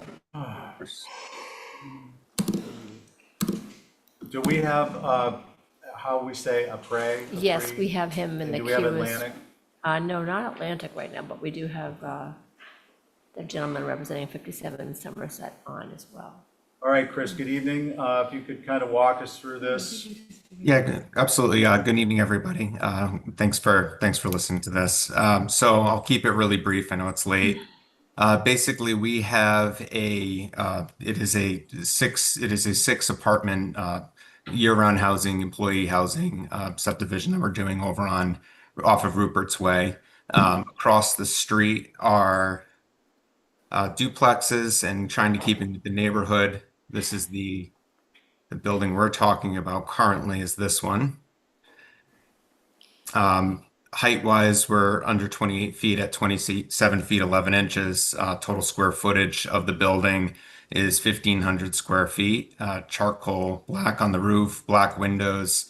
And, again, this is employee housing, hopefully keeping within what's here and across the street, just as context.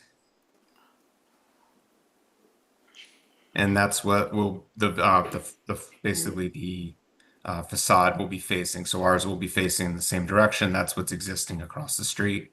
For context, there's the nail salon that's over here. Here's again one of the existing buildings. And I'll get back to the drawing itself, which would be this. So this would be what would be facing Rupert's Way. Thank you very much. Thanks, Chris. Regular board, Ray? Well, I had this as a consent item, and I did consent other buildings that are adjacent to this in that same subdivision.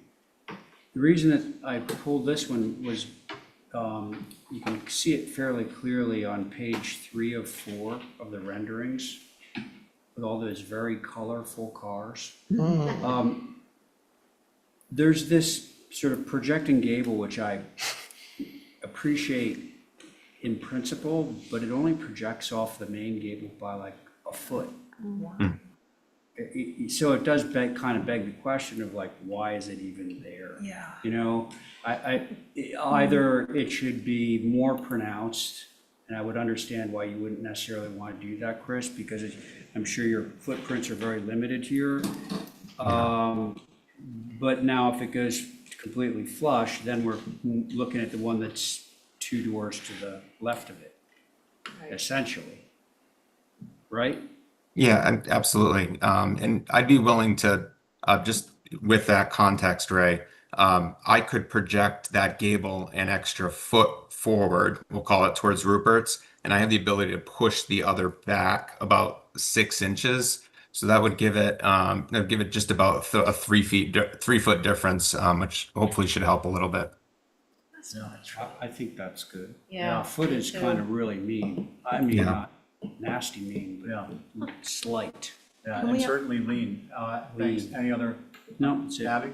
I just think it's a little fudgy, and I wouldn't mind seeing just a simple gable, gable forward like the other one. Why create a hole? I know why. Yeah. I'm okay with the 3-foot, the modification of the depth being 3 feet between the secondary, base of the secondary mass and the base of the primary mass, personally. Val? I'm good with it. I appreciate the whole project, and keeping it simple keeps costs down, and you Angus? still made it look like a variety, and I appreciate that. I agree with Abby.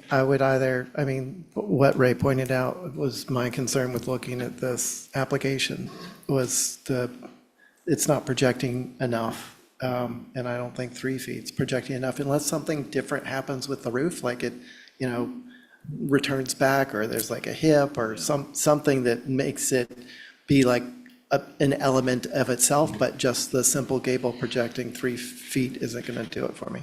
Thanks. Thank you. I'd rather see a simple Thank plain you. gable. Okay, so we have a couple people who are not in favor. What do we want to do? You could do simple with no shutters. That would be different from the other one. Okay, guys? Okay. I'll make a let's motion. Make a motion, please. I'll make a motion to take off that projection gable and just make it plain, like the one with the green shutters, but no green shutters, but no shutters on it. Okay, all in favor of Abby's motion, say aye. Aye. Aye. Opposed? That worked. I'm a no. I think we kind of jumped the gun on that one myself. Chris, how does that affect your program? On my end, it's frankly, it's easy to double a program, so that actually double a building, so that actually helps me from a engineering cost. Sounds good. Okay, so now we are on to, Abby, you're gonna write that Sure. down as an Exhibit A? Yeah. We're on to 57 Somerset Road. Thank you. Dwelling. Yes, and Jonathan. Who do we have? Jonathan Aprea? Yep, my name is Jonathan Aprea. I'm the architect involved in 57 Somerset Road. I can share my screen if I think I just sent the request. Yes. Yes, you may, and hopefully that will accelerate. Can I sit off this one? I just asked that. Connie, you ready to sit? Or she did. And Joe?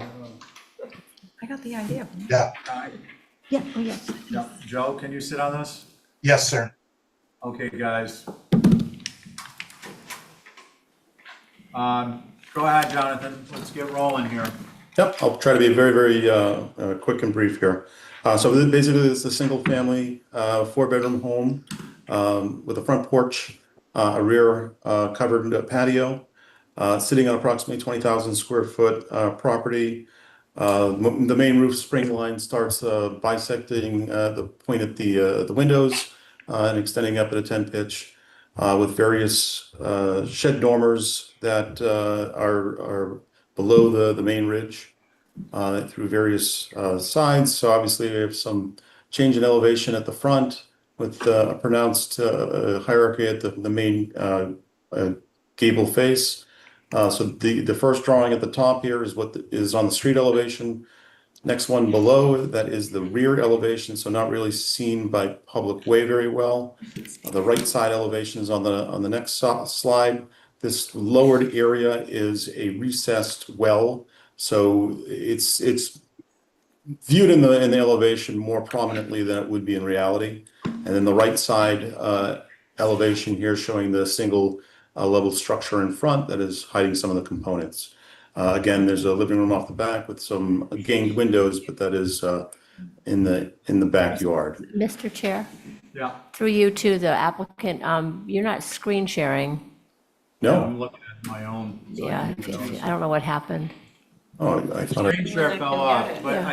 I think that's okay, Jonathan, because we're all looking at it on our tablets. Okay. So, why don't you go ahead and see if you can bring up some elevations. Here it is now. It Can you see it now? We can see it now, Yeah. yes. Abby, Okay. Angus, myself, and Ray, and actually just, Abby, are you sitting or not? I can sit this one out. Okay, so it's gonna be Angus, myself, Ray, Connie, and Joe. Ray? So I had this on consent, and I will tell you that I really don't have any issues with the architecture at all. It was simply a large enough house that I felt it should go before the board. I always feel not good about approving a huge house, but no fundamental problems. Thank you. Okay, thank you. Connie? Other than my tablet's driving me crazy, I don't have any issue with the architect. Just curious as property question. In terms of the location? Yes. Jonathan, I mean, the question is is with respect to why it's located where it is. Yeah, it's a great question. Basically, that was what the owner had wanted. However, we are still pending a septic system design, and from what I hear, the house will need to move back at least 10, most likely 20 feet from the street. So it's going to be pushed back a bit, mostly due to the septic system. But again, it's pending. We haven't seen the design of that yet. Okay, so Thank you. I just want to get a clarification. The site location currently showing may not be where it will end up? Correct. We believe that we're going to need to push it back from Somerset Okay. at least 10 feet. Okay, so let's keep that in mind, folks, as we're reviewing and if we decide to make a motion. Let's see, Joe? Yeah, well, interestingly, the only issue, well, first let me back up. Jonathan, I don't know if you've done houses on Nantucket before, but it looks like you have based on this application, frankly. The massing of the house and the nuances with the dormers and the meeting rails and the porches and the single story mass, I think are all appropriate. So really the question that came up for me is that it felt jammed on the lot and relative to the parking. And because the parking is right at the front door, then you know that about 40% of the front yard then is going to be open to the street. And I thought that this was approvable if it went back at least 10 feet. It sounds like that's happening anyway. I'd like to not see the parking overlap the house so that the parking could potentially slide back and then you'd have a vegetated buffer to the street. Not because it's a house that needs to be hidden, but I think the context kind of calls for a little more screening. I believe that one of the abutters actually sent a message or an email regarding this structure and its location and had pointed out that all the other houses are at the back of the lot.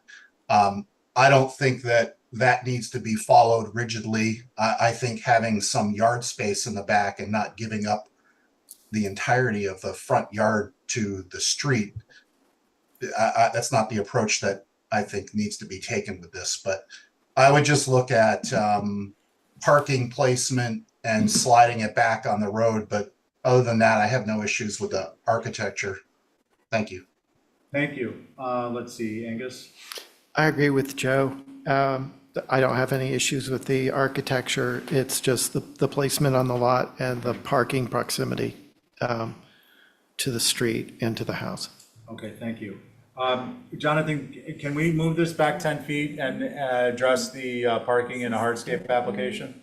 Absolutely. I was just about to say that. It's gonna, so the site plan is, they're gonna give you guys a separate application for all landscaping elements. So that'll be coming soon, but we can easily push the house back at least 10 feet. Okay, so we could approve this subject to a 10-foot pushback and hardscape plan. Yep. If you are so inclined, Commissioner. Can I second that for discussion? You may. So if it turns out for whatever reason you have to move this back 15 feet, you'll come back for, Or we could just stipulate a minimum of 10 feet back and that would address it.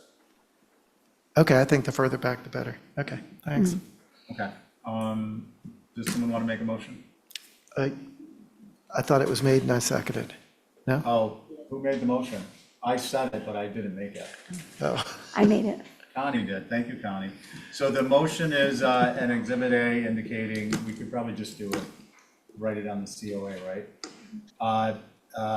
That approved is submitted subject to relocating a minimum of 10 feet from the street, right?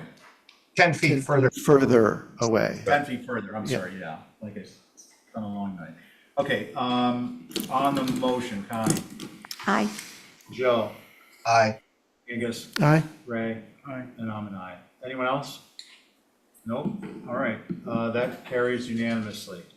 Great. On to 37 Milk Street, Pool is Atlantic here.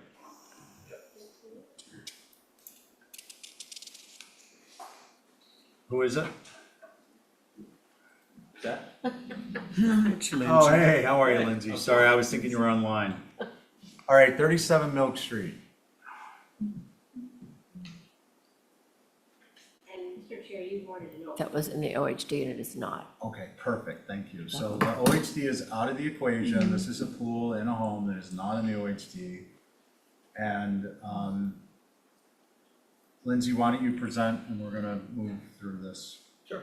So, got a small pool, it's not really small as you can get it, kind of tucked in there behind the hedge. You got a really dense hedge already, at the end of the driveway. And the idea is to add supplemental planting. I know the board's probably gonna wanna have a type 2 picket fence probably on the driveway side. But a small amount of hardscape, the brick's actually already there, we're actually gonna trim that back a little bit. So we're just kind of tucking it right in there. Okay, I have a question for you. This is on this, this is adjacent to 39 where it's gonna be located? Correct, and there's already a spot approved at 39. Right, 39, 39A and 39B, 39A each have one? spot. Yeah, okay, thank you. Any questions for Lindsay before we see if there's, nope, are any abutters with their hands up? I don't see anybody, Mr. Chair. Mickey? He's not here. Mickey's not here. Are there any concerns with this, I have a question. Rick? So Lindsay, you've done a pretty good job, I think, of screening it from Milk Street, but it doesn't seem that you've done the same good job on Saratoga. What I'm looking at, I'm sure there's vegetation that's either in the road easement or on the property between the house and the garage, but I'm not seeing it. So Saratoga actually sits a lot lower. There's a retaining wall in between the garage and the pool. So your view from Saratoga, you wouldn't see the pool from that. How high up is that? I want to say it's like 36 inches. It's like a 36-inch high wall. And we do have a hedge kind of at the top of the wall. And there is existing vegetation. So just for clarification, Lindsay, not visible at time of inspection or thereafter, no grade, no change of grade from prior existing, that time of application would prevent visibility? Yep. Okay. Just checking. Ray, did you have any other concerns? No. Okay. Does anyone have any other concerns? Can we get a motion with our standard regular board minus Bell? I Plus do have Carrie. concern. I have a concern about the 20 feet. I think it should just be 10 by 10. It should be a spa and not a pool. So we have one spa, one person, Abby's in favor of spas now. One. One spa. Okay, Carrie's on this, and do we have a motion? I can vouch for the fact that this is not going to be visible of this street a lot. So our little condition would be sufficient, and someone could make a motion. Yeah, I will motion to approve. Subject to not visible time inspection or thereafter, no grade change from prior existing time of application. Yeah. Excellent. All in favor say aye. Aye. Any opposed? Carries unanimously. June 10th. Hula. Minutes, June 10th and 17th. Can I get a motion to approve? Good night. Same board. All in favor say aye. Aye. I'm a no. I'm Rita, abstaining. You weren't sitting on it. Okay. Yeah, okay. Can I get a motion to adjourn at 8:18? So moved. Excellent. All in favor say aye. Aye. Any opposed? Carries unanimous. Nice.